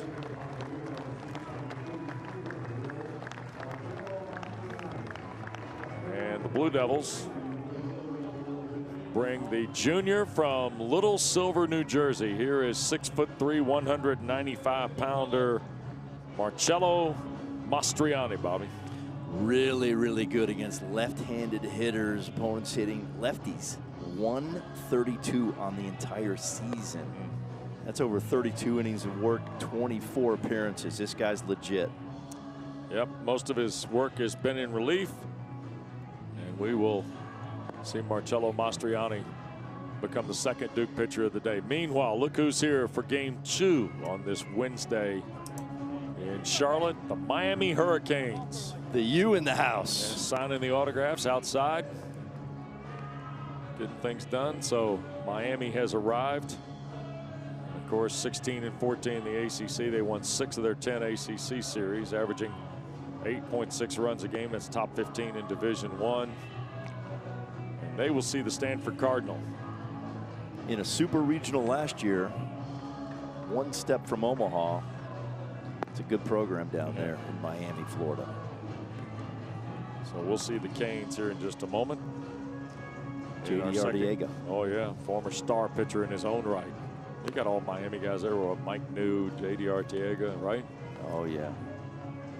So Mastriani finishes his warm-up tosses. A look at where we stand over on the far left, top side of that second round. This is the Virginia Duke game. Miami Stanford to follow. Then Mike Fair and Devin Travis will be here tonight for Virginia Tech, Notre Dame, and also Wake Forest against Pittsburgh. Good baseball upcoming. Yep. So here is Didowick against Mastriani. After the walk that Weaver issued to Harris, Didowick with Weatherspoon and Parada, and 1 out in the Virginia 6th. Mastriani, I think, thought he solved a strike there and didn't get it from home plate umpire John Byrne. Thought it should be 1-1, and now it's 2-2, just like that.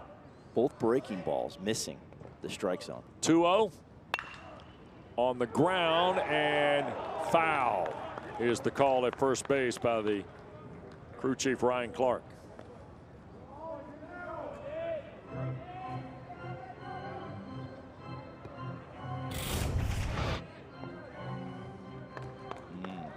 Wow. Playing right on the line. Yep. Tell you what, I know that's Marsh normally for the Blue Devils. Perez has done a nice job there through a game and a half.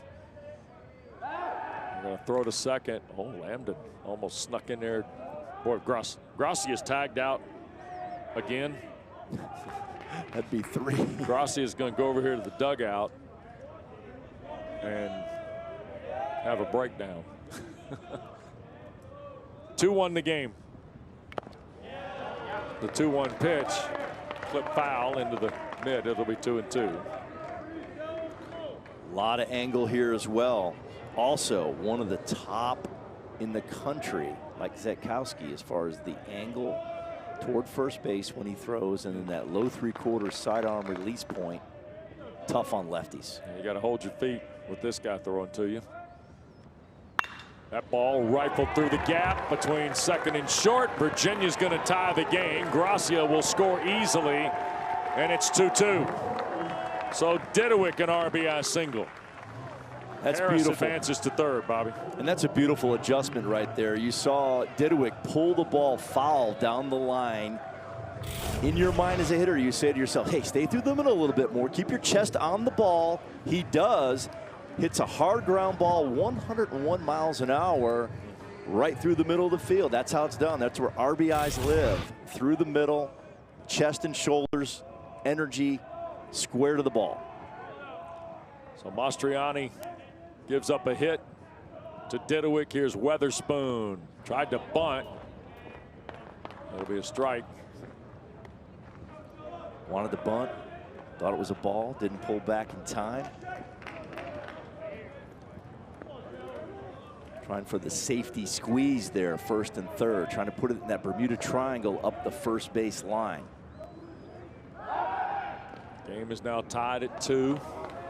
We might see that again, Wes. The bunt. Difficult to defend. The only way to defend this is if you crash your first baseman and you guess which side, right. Usually they go on the first base side on this. You're crashing right here. That's exactly what Duke's doing. It's the only way to defend that play. If you hold the bag at first base, it's too late if you get the ball up the first base line away from the pitcher. Now, the downside on that is Didowick can just take off for a second as soon as the crash starts. Easy stolen base. 1-1. And that is served into right field. Cavaliers are going to get the lead. Nice piece of hitting by Weatherspoon. Didowick circles second and stops at third. RBI for the Virginia catcher. To your point, that is absolutely beautiful. On a 1st and 3rd situation, you're holding the runner. The 4-hole is wide open. Low 3/4, the ball going away from a right-hand hitter. And Weatherspoon just stays through this baseball, gets on top of it. There's nobody in the 4-hole to defend that. Easy, easy pickings there. And a confab at the mound for the Blue Devils here, who have seen Virginia play 2 runs on 3 hits. The double by Gracia, RBI singles from Diduick and Weatherspoon now have given Chris Pollard's team the lead. And more activity in the Duke bullpen.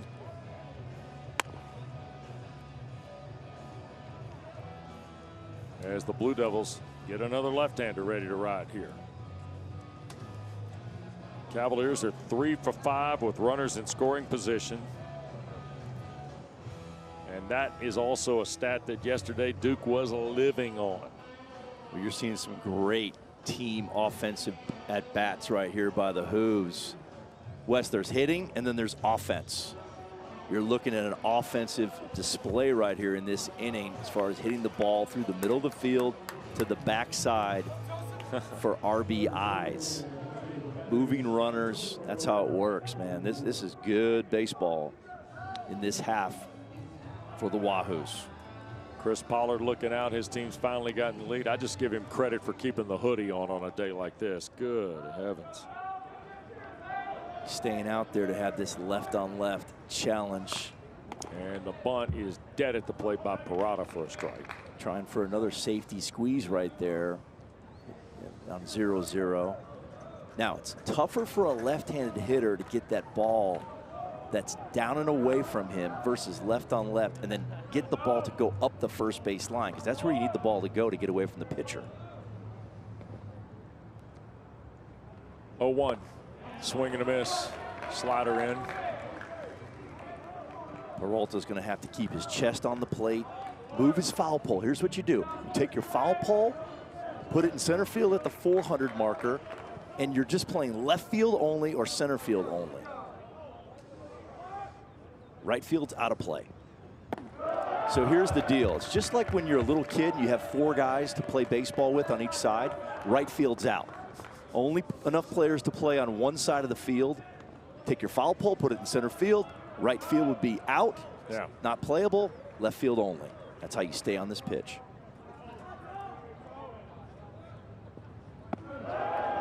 That's low, and all of a sudden 0-2's gone 2-2.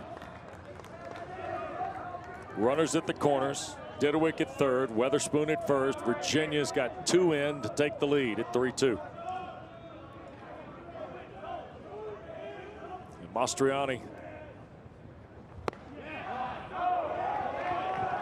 runs it full. That's tight. It's close. I think Strand thought he had strike 3. Just stays a little bit on the inner half, but that could have gone either way. It's on that buffer on the black. So it's a full count to Antonio Parada.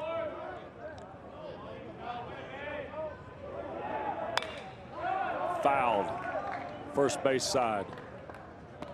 This is a tough, tough look for left-handed hitters. You can see that arm slot.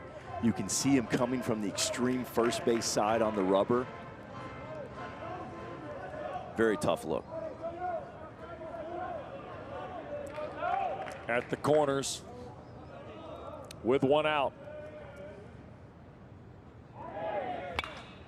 Skied. Lambden has it for out number 2.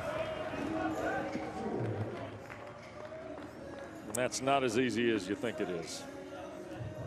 Given the high blue sky, sunshine here at Truist Field in Uptown Charlotte.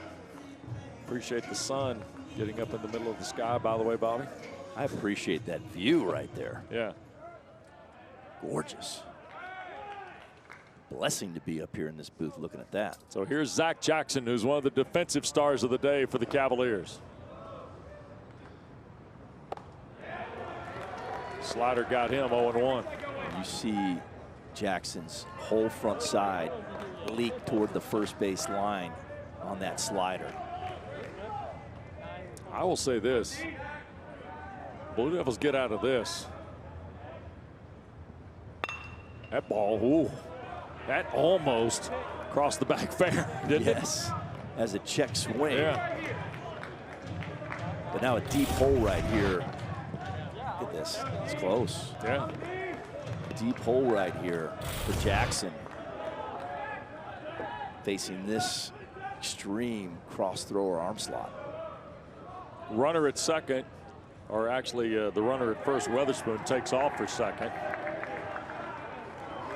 Nice job by Mastriani right there, not balking. They were trying to force balk the left-hander with a leave early play first and third, and he didn't fall for it. Stepping off. That ball hammered gap right center field, and it is off the wall on one hop. A blast off the back of Jackson. He's going to stop at third. Virginia has taken command at 5-2. This is a breaking ball that hung on the inner half. Mastroianni is trying to get that ball down and away from Jackson, the left-handed hitter. Watch it stay on the inner half. See, it's right there in the inner half, down in the joy zone for a left-hand hitter. You got to give Jackson a lot of credit. He hung in there, tried to go through the middle. He's gap to gap with his energy. This ball was driven at 103 miles per hour off the barrel. Terrific Huge job. knock. It's now a 4-run sixth for the Cavaliers. Fastball. Murray thought he might have gotten hit. No bite from the home plate umpire. Wow, you talk about a big knock with 2 outs, That is a Wes. huge hit in this ball game. And Zach Jackson's day continues to star for the Cavaliers. There's a strike to Noah Murray, 9-hole hitter. Remember, Jackson's the one that threw out Strand at the plate. Or Anderson, I should say, yeah, threw out Strand, who had tripled. And it looked like Duke was going to get another run. Jackson made an unbelievable play. It's the player of the game for me right now so Sure. far, for Yep. sure. Prevented 1, drove in 2. Yeah. That's a +3. And Chris Pollard just told us he's focused on baseball and he's making it count. I'd say so. Especially in the Cavaliers' debut here today in Charlotte. Slider fools Murray. It's 2-2. And see now with 2 strikes, Murray needs to go the other way. Move his foul pole over to center field and then think right center. Off this soft tossing left-hander, the ball runs away. Full foul. And see, Duke knows that. Coach Moose knows that in the dugout. He goes hard in at 88, thinking the approach will be backside. It's all as a chess game, back and forth between the pitching coach, the pitcher, the catcher, the hitter. The approach versus the way to attack that hitter. And Mastriani lost that one on the release. 3-2. Blue Devils have had activity in their bullpen intermittently through the inning. And Jack Feary, another left-hander, is the guy down there now. Kyle Johnson has stopped throwing in the Virginia pen. And Murray draws a full count walk with 2 outs. 9th man to bat in the inning is going to be Becker. And that could come back to hurt the Blue Devils in a big way with Becker, one of the top players in the whole nation, coming to bat. Noah Murray has drawn 3 walks, and Marcello Mastriani will not see Becker. New Duke pitcher next.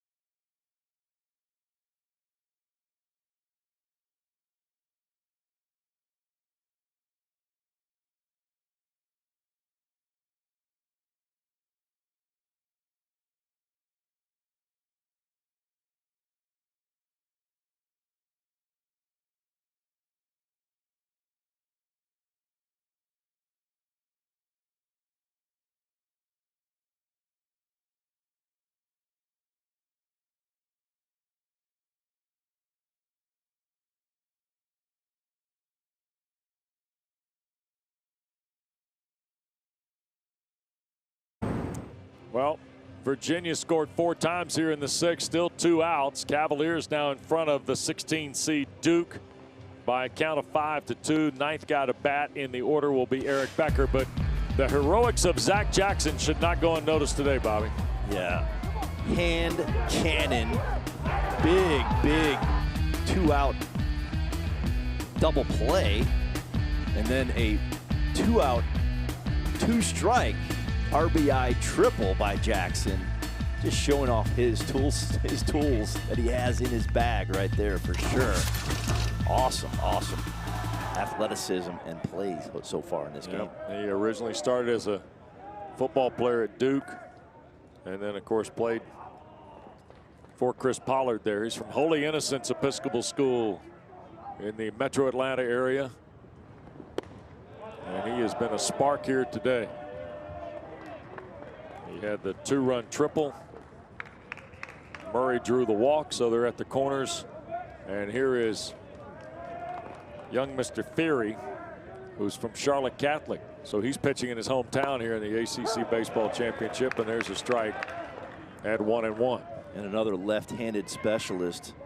Lefty's hitting .217 on the season. That's why he's in this game against Becker right now. 1-1 off the plate, 2-1. Look out. Murray just going to take second. He came to allow a 3/4 stop, and nothing happened. Trying to get 2 runners in scoring position or promote a throw to second base, possibly. Steal another run at third. Interesting. Skied to left field. Backing up on it is Albright. And that will take care of the Cavaliers. Virginia's damage, though. 4 runs in the frame for Virginia. Cavaliers in front when we continue in a moment.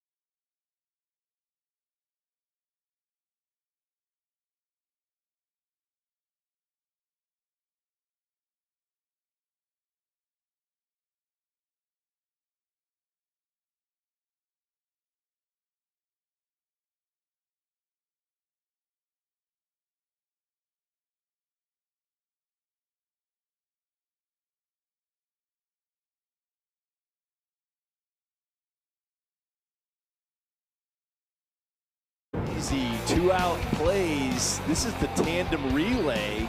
2 throws in the air. Beautiful, perfectly executed by the Duke Blue Devils. And then you've got Zach Jackson with a hand cannon. 1-hop throw to end that inning, and that threat from the Blue Devils. Then you got the crazy 4-hop relay where it's a stop and go runner play, and then eventually a great throw from Murray as he picks it up to make the 3rd out on that play as well. Yeah. So it's been a crazy home plate situation here in Charlotte today. You see our game tracker. Aiden Weaver gave him 5 1/3. Strands RBI triple. A big swing for the Blue Devils. And then Zach Jackson's 2-run triple a moment ago. Gracia double. Scored a run all behind Zatkowski. So here we go with the Cavaliers. Now going to get into arguably, Bobby, one of the better bullpens in the country. And let's go with left-hander Kyle Johnson, the Duke transfer from Leesburg, Virginia. And he'll go to work here on Aiden Zorn to start. Offers up a 94-mile-an-hour heater. This is the real deal right here. Yep. Chris Pollard not messing around, putting his number 3 starter in immediately. You're talking about a potential 1st-round pick next year. Great athlete from the left side. Kyle Johnson can really do it. Zorn went to all fours.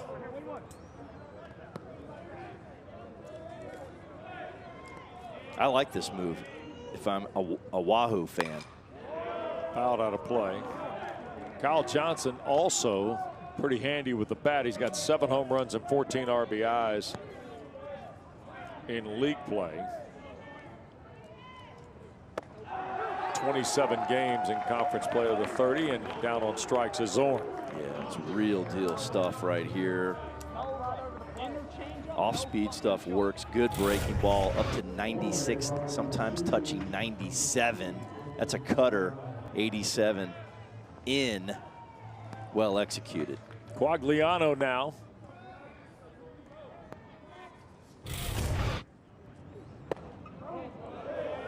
Just missed. Another cutter on the inner half.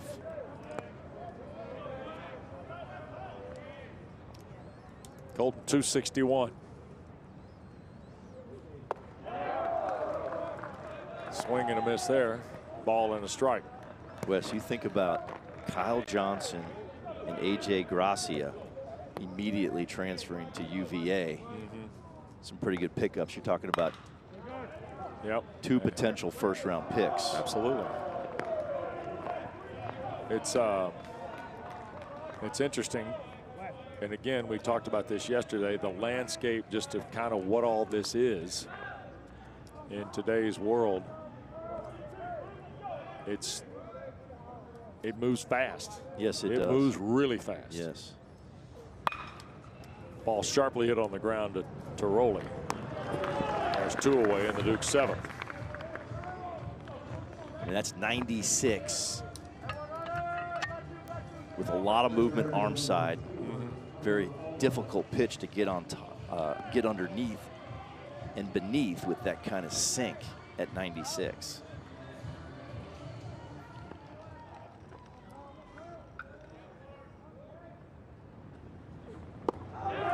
Tyler Albright pulled the trigger 0-1.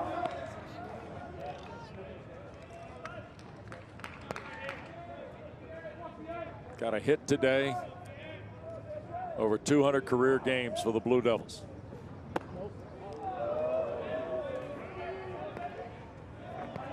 There's Johnson's curveball. That's an elite pitch. Opponent's hitting 111 on the season when he spins it like that. That's low. 2-1. He's pumping it. Yep. He is pumping it, and the tempo is outstanding. Doesn't need the 20-second clock. It's coming out after 5 seconds. Almost threw it by him that time to Johnson. He didn't wait around either. How about 97 miles an hour on that fastball?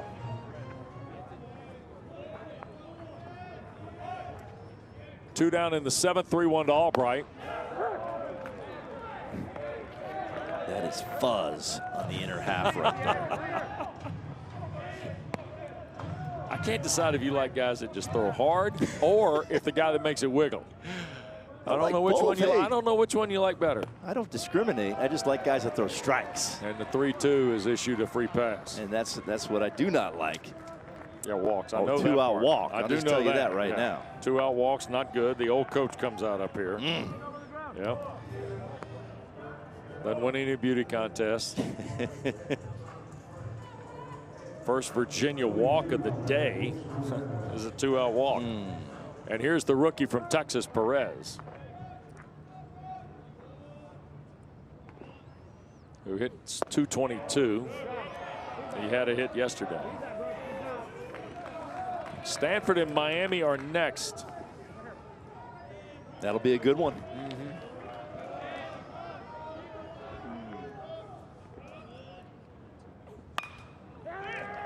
Soft fly ball, third base side. Murray running out foul. Wes, I was talking to Coach Esker a little bit after the game, our game yesterday. He was joking around with me about the old school Omaha matchup, Miami-Stanford. Oh, wow. How about that? Think about that. The old, Stanford going to Omaha so many times. Yeah. Omaha, playing Miami. Yep. Canes and Cardinal used to be buddies out there, didn't he? Oh, yeah. Pretty consistently. Yep. Jim Morris and Mark Marquis. Elon grad. Jim Morris. There you go. Elon grad. Oh, yeah, of course. Everybody's an Elon grad. No. Not all of them. Fouled at the plate. Oh. And down Does is not Perez. tickle, I'm telling you. 94. And so one of the busiest guys in the Duke dugout today has been Aldo Plata, their trainer. Ouch. That's right off the kneecap on the inner half. And Perez is shaking up on the play. ouch. Oh, yeah. He knew it. That hurts. Now, remember he got hit with a pitch earlier, back in the 5th.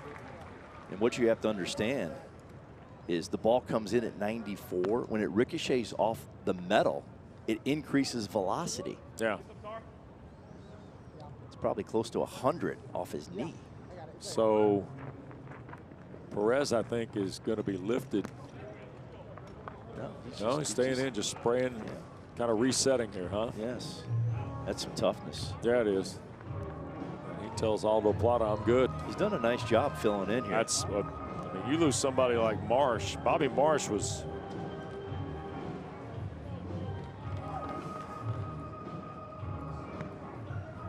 He's just hopping right back in the box. He's ready to go. The runner first, Albright, 1 and 2 in the dirt. Tyler almost got caught in no man's land. Weatherspoon was fishing around for it. Tyler Albright looking for a BID right there. Ball in dirt, and then Weatherspoon snags it. Ball did not get away. Duke needs base runners. And then a big hit. Perez strikes out on a change. Filthy. Tough at bat for Perez. Johnson strikes out 2 of the 4 he faced here in the 7th.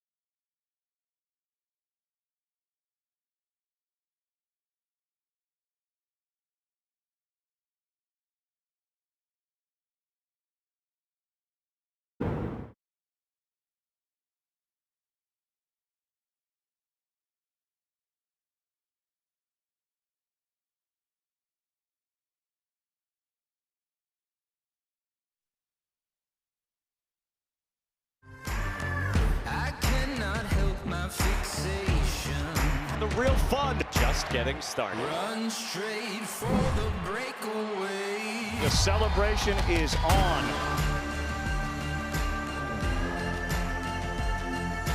College World Series, June 12th from Omaha. Full coverage on ESPN and the family of networks as we go to the bottom of the 7th. And Virginia starts with A.J. Gracia. What a party it is out there in Omaha. Oh, boy. Awesome place. Yep. Unbelievable experience. Heard you say Gracia, this. by the way, looking at the 1-1 count now. Heard you say this yesterday. You have to go. Oh, you got to go. Have to go. Absolutely. And, you know, I haven't been to the new ballpark. I went out there in the old ballpark, Rosenblatt, where the tailgating in left field was epic.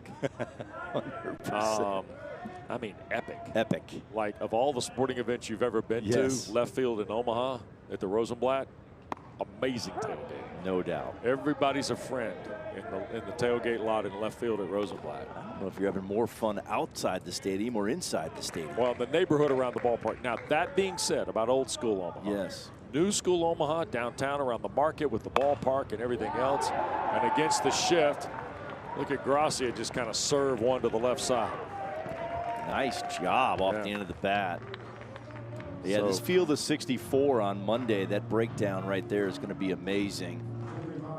Look at those conferences right there, Wes. Yeah, so Gracia, the leadoff, here in the 7th, at first base. I mean, Bobby, the number is the number. I mean, it's all speculative at this point, right? But you think that's kind of the neighborhood you're living in? Yeah, I think 9. 9 would be a good number for the ACC. 12 for the SEC. How about that? Right up the chute for Tiroli, and R.J. Hamilton has it for out number 1. That'll put Gracia back on first. So, showed you the Canes arriving. Unloading the bus on Mint Street. Right along the first base side here at Truist Field. After his extensive visit with Bobby Miranda, David Eskery's made to make it back to the ballpark here today. Here's Sam Harris, by the way. Runner at first, Gracia. That ball toward left, Albright trying to make a run on it. Does. Nice jump by Tyler Albright to flag that down for out number 2. And Fury at work, and see the good work of the Blue Devils number 4. Here's the Cardinal unloading. If you missed the story from yesterday, they took the same commercial flight from SFO with Cal and then proceeded to ride Charlie Bates to a 3-for-3 day with a home run and 3 RBIs. And the Cardinal won 11-4.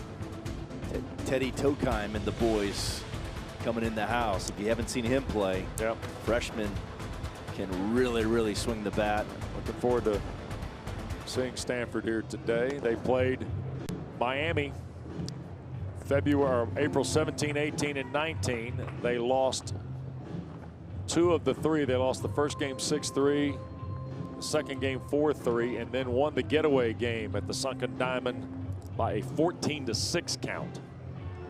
So looking forward to seeing kind of what's in the offing today for the Hurricanes and the Cardinal. Should be a fun one. Yeah, Virginia's hoping to protect this 3-run lead and meet Georgia Tech tomorrow at 3 o'clock. That, by the way, could be pretty good. 2 down for Didowick. Runner at first is Gracia. All kinds of stars potentially in those games upcoming. Oh, you're talking tonight, about today, tomorrow. Sure. We're talking first-round picks, future big leaguers. There's a strike. A slider. And you can say now nowadays, you're like future big leaguers, you're like, oh, this is 5 years from now. No, this is like next year or the year after they're already in the big leagues. Yeah. The road to the big leagues is quick out of college now. We'll follow up on that for a second. Here's the ball skied up by Didowick. First base side and out of play. Perez over to give it a look. Bobby, why does it seem, and I know position players are definitely going draft to big, right? Why does it feel like that Paul Skeens started a trend of pitchers that are getting there quicker? I think they're just so advanced now. The technology, the labs, stuff like that they have at the lower levels. These guys are coming out. They're ready to go. The metrics are not we're not just guessing anymore on how it'll play. We have proof through technology of how it will play. So if I throw a slider and I spin it at 3,000 RPMs and I locate it in this location, it works at the college level or the big league level. If I'm throwing 98 and I have this kind of movement or ride or carry on my fastball, that plays at any level against any swing if you locate it. Yeah. Well, Devin and I were talking about it in Atlanta. That ball is skied to left. Boy, Albright busy out there along the line. He'll make the catch of it, and that'll take care of the Cavaliers here in the 7th inning. Well, nothing beats going to the ballpark, huh? Wednesday morning, fast asleep, We'll continue on ACC Network next.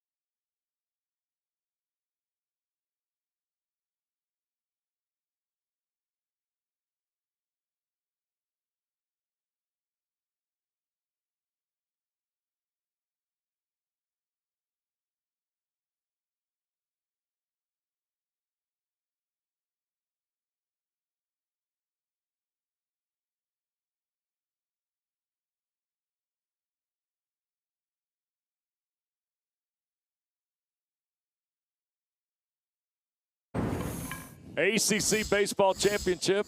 We're in Uptown Charlotte. Second time in 3 years we've come to the QC, as the locals, like producer Tom Schofield, call it, for the baseball bracket. And we're playing a single elimination event here at Truist Field in Uptown. You'll see home runs hit on 4th Street. If somebody really tags one, it'll be on Graham Street over the scoreboard in left field. We got a new Virginia pitcher in the ball game. Say hello to Tyler Kappa. He's coming to the contest, senior from Waterford, Michigan. Good looking prospect here, Bobby.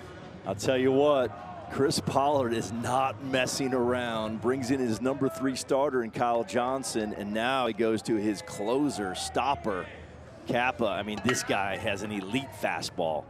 Watch the fastball at the top of the strike zone, 95-96. And it's hard to get on top of this pitch. A lot of spin, 95 right out of the gate. Elite reliever in the nation right here. Lambden, Hamilton, Smith, 1, 2, 3 in the Duke card. That ball's popped up behind the plate. Weatherspoon off with the gear. And I think that's going to get in the seats. And that's what you do. You miss that ball underneath. It defies gravity. The induced vertical break is extreme, which means that the ball spins, stays up, and it's not 84, 85. It's 95, 96. Quality arm right here. Whoa. That was 97. And at the visor. Yes, sir. Look out right here. Movement. Little wake-up call. Stay out of the way of that one. Yeah, Lambden pumps that one by him at 96 for the strikeout. It's just, here it is. I'm going to throw it to you at the top of the strike zone. Pretty much one pitch. Good luck. Check this out right here. See how the ball just stays up? Yep. Very difficult to hit. Now, what's the approach? The approach is see the ball down. Do not swing at anything up coming out of the hand.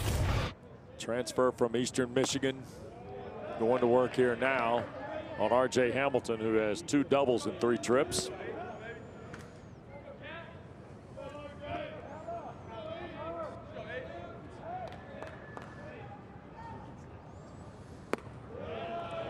Pitches up to R.J. Hamilton is ahead in the count 2-0. Winner gets Georgia Tech tomorrow, 3 o'clock. Coverage here on ACC Network Thursday, Friday, and Saturday. And the championship game is Sunday, 2 o'clock, or at noon on Sunday, I should say, on ESPN2. 2-1 it is to R.J. Hamilton.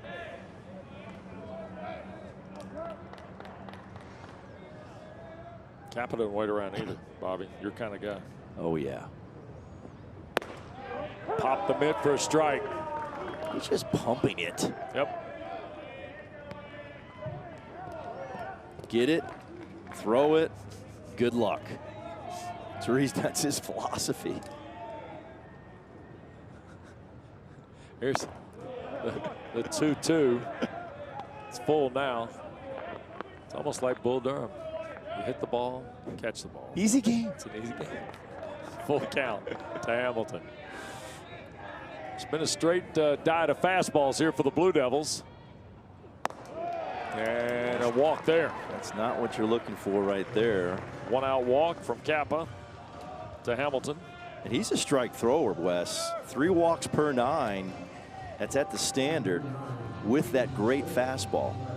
Chris Pollard, he's got as many charts as anybody I know in baseball. He's got all the data points, well, all the science. Wes, he's a Davidson grad. Are you kidding me? Think about that. Yeah, well, come on now. And therefore, he can have all of it because he knows what it means. He can handle it. Yeah. Duke's just 2 for 9 with runners on today. Smith will foul off that. This seems to be an ideal matchup here. Hard-throwing Kappa against the home run hitting DH and Caden Smith. It is definitely interesting, that's for sure. Bat speed versus arm speed right here. Oh, when he goes soft. How about that slider? See, he knows that in the dugout. That's that chess game. Coach Mascara calling the pitches. He throws a little cut slider, little baby slider at 83, pulls the string. They'll come back up with this fastball right here, up. Nope, breaking ball. Shocker. They respect that bat speed right there. He's got Miranda off balance if he doesn't have Smith fooled. Yeah, I'm a little in between right now. That's why you don't guess with 2 strikes, Wes. Just hit the ball? Yes, approach wins with 2. That was heated up. Oh, he can do that.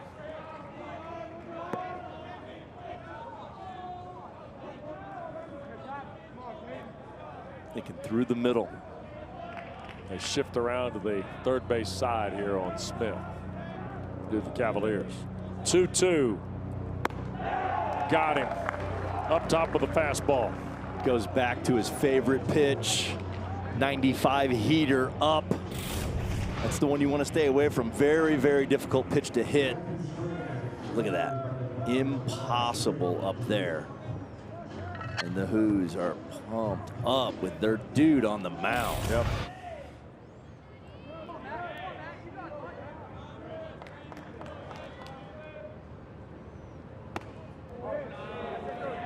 Off the plate. 94 to Strand. And Wes, Kappa's a guy you call a north-south pitcher. It's right. Either down or up. It's not in or out. That's not his game. In and out would be east-west. There's that fastball again at the top of the strike zone. Defying gravity. Yep. 1 ball, 1 strike to Matthew Strand.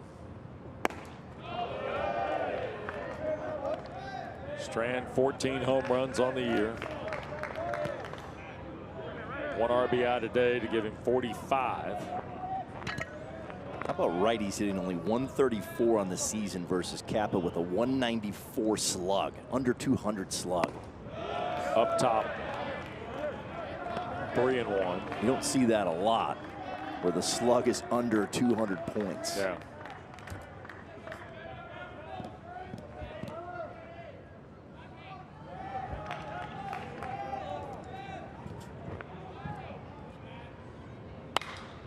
To right and foul.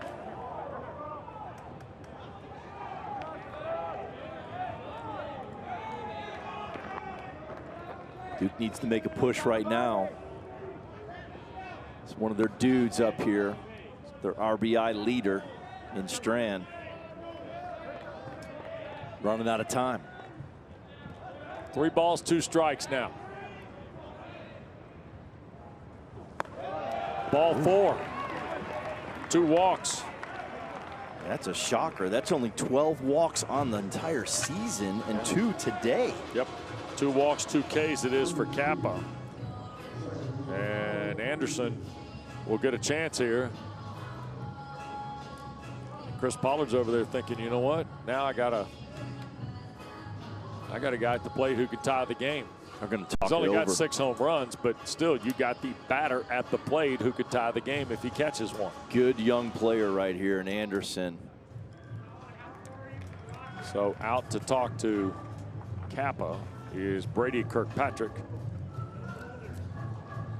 And nobody in the bullpen. This is on Kappa. Oh, this is their guy. They were That's thinking for sure. 6 out. They were thinking 6 outs. Right. And Tyler Kappa. And limited pitch count.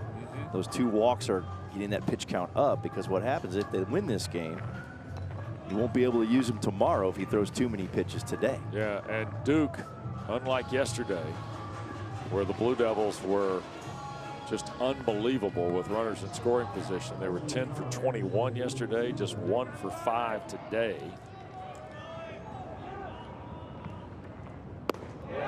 Remember, Strand was thrown out at the plate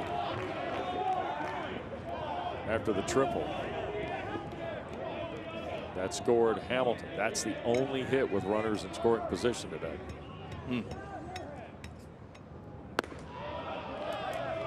1 ball, 1 strike. Kappa trying to find the top of the strike zone like he did on that 0-0 pitch. The Duke dugout did not like that call. Right. Because if he can get that call at the top of the strike zone, very, very difficult to get a hit off Kappa. That's a strike at the letters on the outer edge. Yeah, he's trying to feed it right there at the letters, Wes. 1 ball, 2 strikes to Colin Anderson.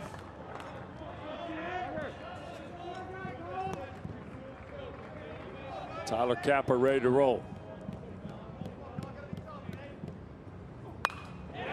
Popped out of play. Count will hold.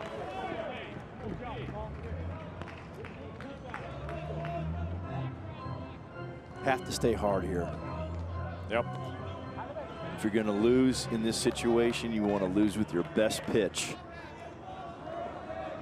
Hamilton at second, Strand at first. 2-2. Just has to stay within himself, trying to do a little too much with that fastball. 95 located. Will get it done. Doesn't have to be 97. It's all about the location. To left and foul. Over the top of a Virginia bullpen that's now back to work. Anderson starting to gauge that fastball a little bit, seeing it a lot. It's like hitting off a batting machine with that. You're seeing that pitch, that speed. A couple of guys going in the Cavalier pen. There's Lucas Hartman. He's their Swiss Army knife. He does it all. It comes in early, late. Got the league's close. best mustache. Oh, yeah. That's low. How about this? Colin Anderson has worked this thing full. And if you're a Duke fan, you're thinking Anderson full count here. And in the back of your mind, you're thinking, what if Strand and Smith hadn't been thrown out at home? You could take the lead here. Anderson swings 60% of the time with a 3-2 pitch, so. Full count pitch. Struck him out, fastball. Well he strikes executed. out 3 of the 5 he faced. He walked the other 2. Virginia still in front.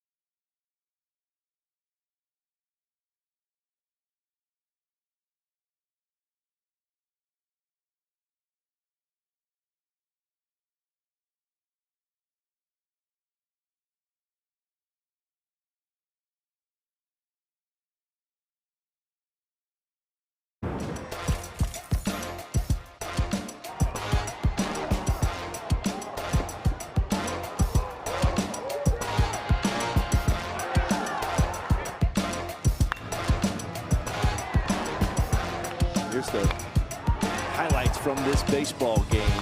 All kinds of action in the outfield. Plays at the plate. Zach Jackson having an unbelievable day. Tremendous athleticism. Concentrating only on baseball now. Former football player at Duke. That Virginia dugout pumped up. Yeah, no question, right? And look at our bracket here on day 2 of the ACC Baseball Championship. You see the top 4 seeds begin play tomorrow. Number 1, Georgia Tech. Number 4, Boston College. Then on Friday afternoon, 2-seed Carolina will be here, and the 3-seed Florida State. Link Jarrett's got to have a vacation. Well, if he's played 36 holes in a round workout. Scott Forbes is not that far. James Ramsey's been on a media tour in Atlanta, by the way. I know what's been going on down there. What do you think T.I. and the boys from BC been doing? You got down here, it's been on summer, hasn't it? Get some workouts in. What's BC been doing? I like the format, but if I'm the team, and I appreciate the fact that I've had a good season, I can move through, right? I get all that, but man, yeah, I saw Link Jarrett in here. I thought, what in the world? You don't play till, you know, Friday, right? Had to hang out in Charlotte a little bit. Fly ball left field off the bat of Weatherspoon. Fair or foul, boys? What do we got? Home run.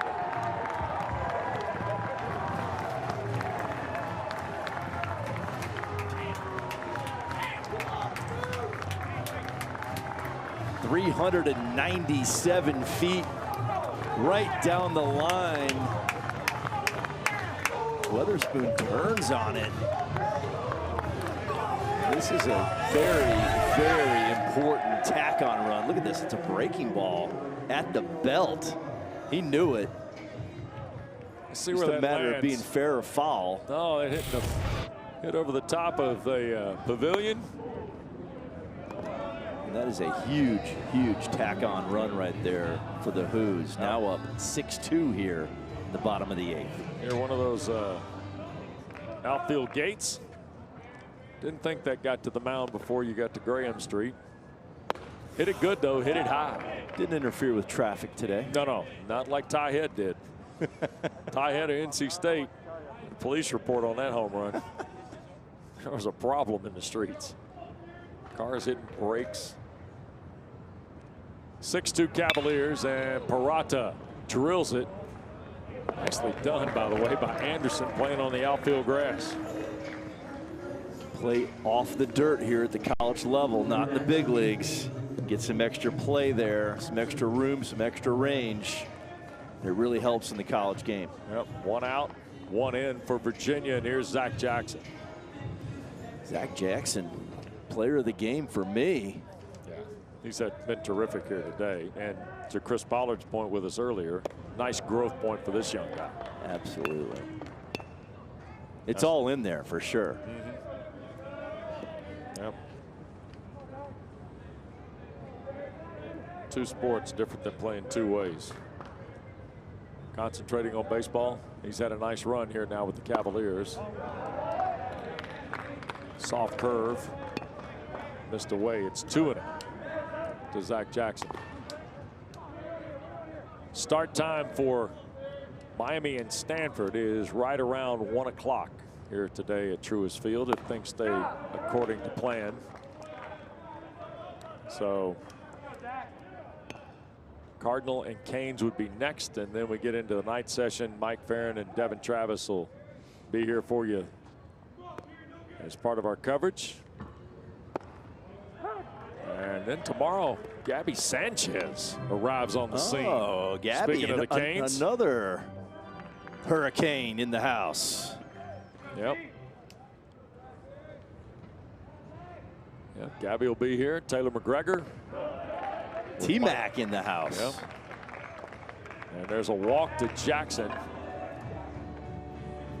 Letting her break away from her Cubs coverage on the Marquee Network. Yep. So there you go. In Chi-Town. So the walk issued to Zach Jackson means Murray will get a bat, and Duke's going to go to another pitcher. 4th of the day for the Blue Devils. And back after this in Charlotte.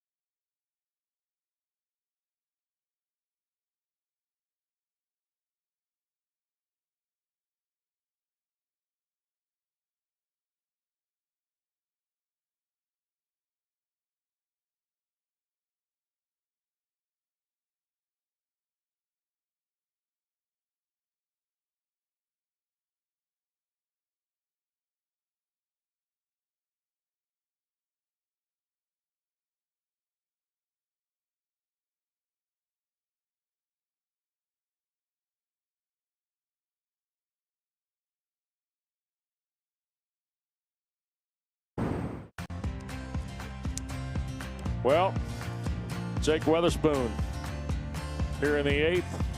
Big solo home run. And Cavaliers love it in the dugout.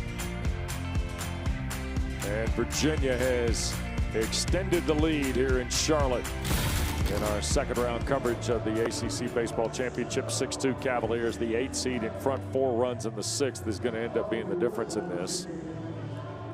And with 1 out in the bottom of the 8th, the Blue Devils have gone to Jack Hedrick, 6'5", 225 sophomore from Charlotte Catholic here in the Queen City. You see 41 2/3, 6.9 ERA and a 2.0 mark.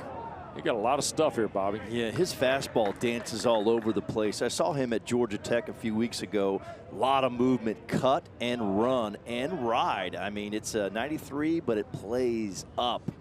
Mid-90s, big frame, and it gets out. Runner goes, fouled away by Noah Murray. He threw extremely well a few weeks back against Georgia Tech, the best lineup in the country. Shut them down over about 5 innings and ended up being a no decision situation in extra inning game. The stuff is there though. Throw back over to first. In time is Jackson. Anytime you can throw well against that lineup, I'm impressed.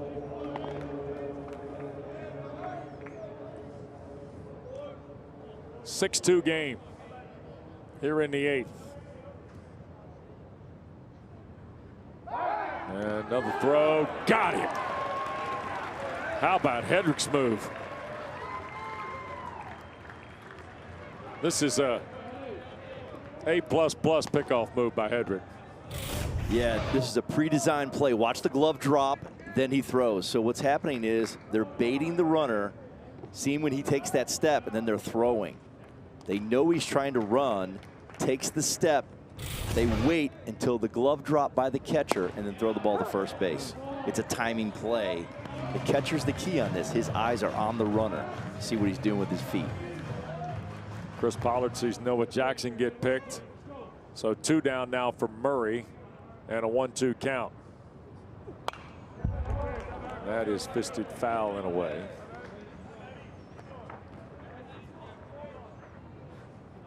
Nicely done for Matthew Strand. Kind of engineering the whole operation.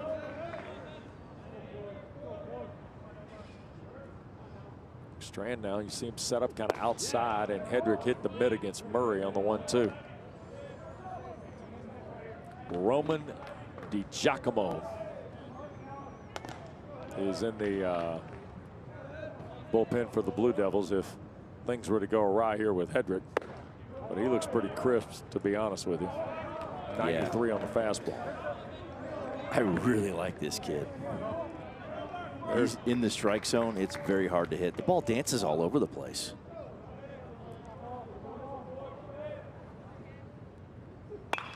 On the ground, scooped by Lambden. And that'll take care of the Cavaliers. Weatherspoon's home run, though, adds to the tally. Virginia 6, Duke 2. Blue Devils down to their last 3 outs when we come back to Charlotte.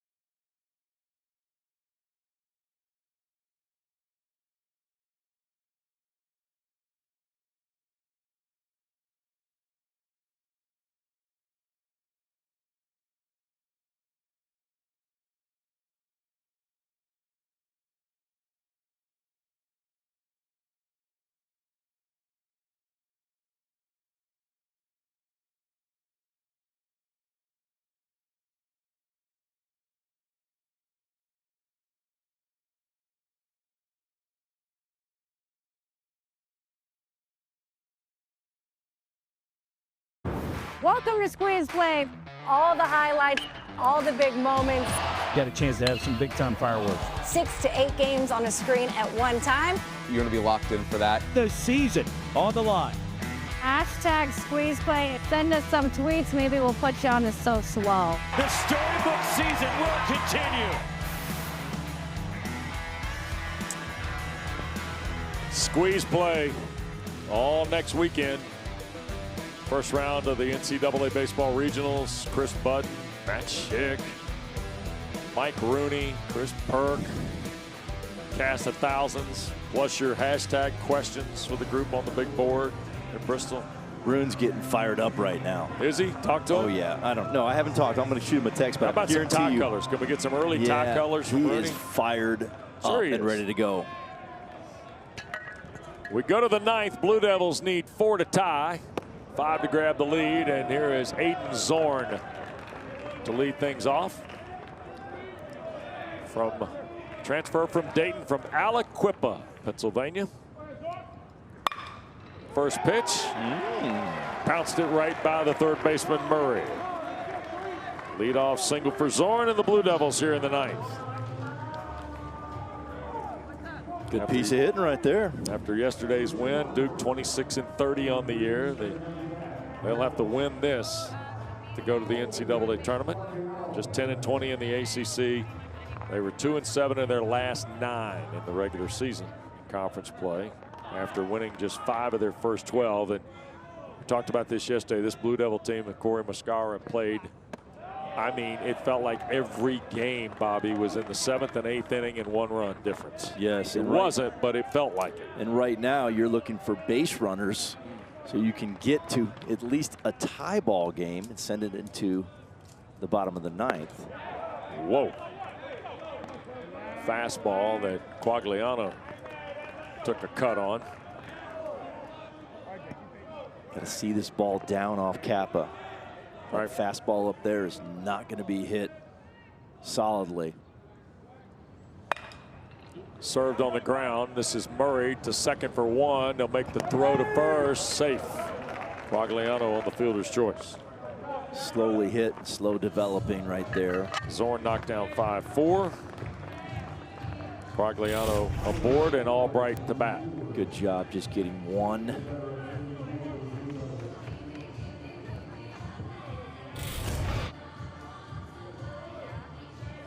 So here's Tyler Albright, senior from Greensboro Grimsley, most veteran of these Blue Devil players.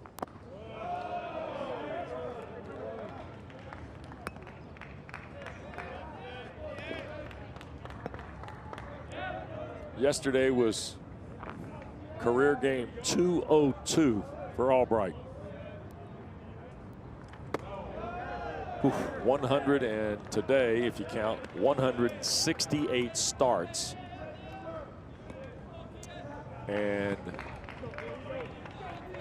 an even 110 in the last 2 years. And the Duke legacy player. Oh my God. Unbelievable.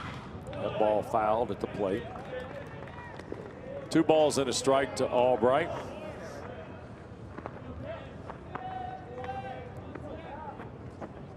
Kappa still cruising. The Virginia reliever.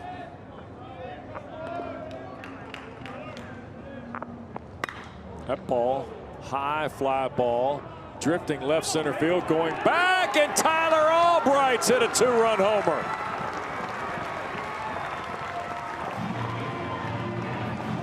How about that?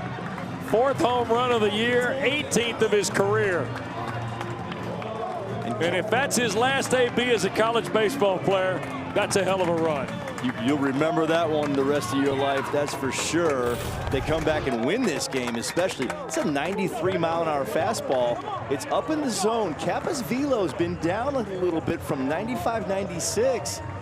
And getting into the zone with this at 93, Albright knew what to do with it. Hammers it 425 feet. It was majestic. The launch angle on this almost 40 degrees. I mean, it was so high. It just disappeared, Wes. Pitching change for Virginia. Here comes Hartman. Lucas will pitch it next for the Wahoos.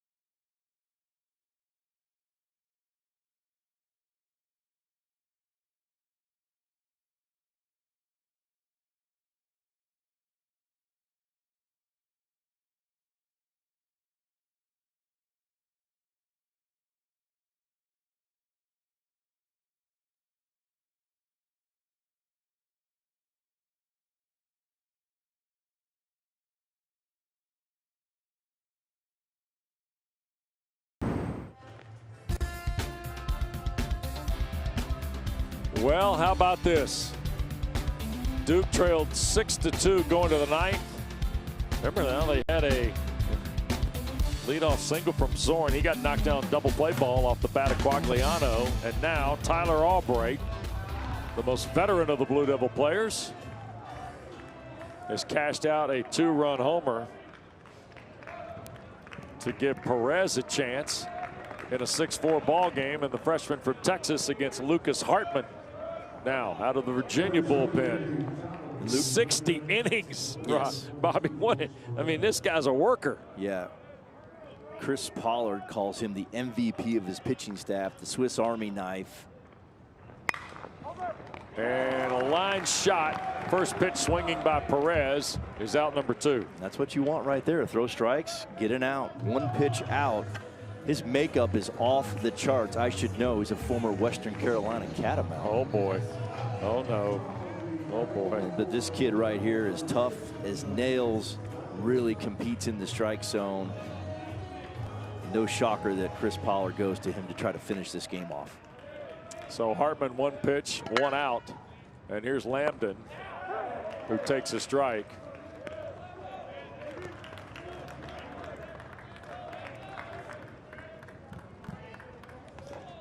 It's a well-traveled college career for Hartman.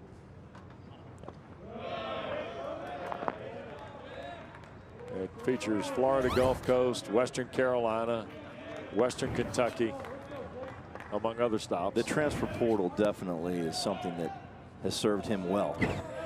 Yeah, yeah. And as I told you earlier, he's all ACC mustache. Oh, for sure. That's low. Duke down to their last out. And it's 2-1 to Lambden.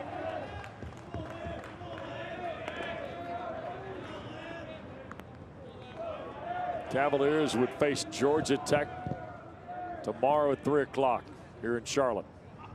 Fouled out of play.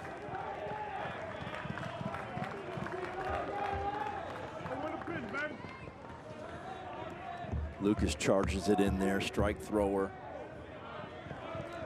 Competes in the strike zone. Yep. 2 balls, 2 strikes. Lambden back in.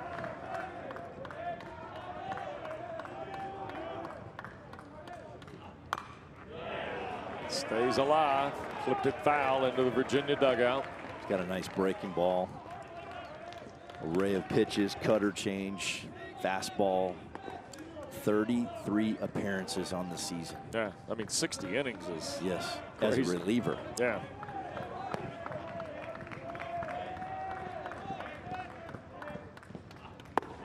Struck him out. Hartman and the Cavaliers advance here. 6-4 is the final, Bobby. Yeah, well played baseball game by the Who's. Moving on in this tournament. Congratulations to the Duke Blue Devils. Played very hard the last 2 days.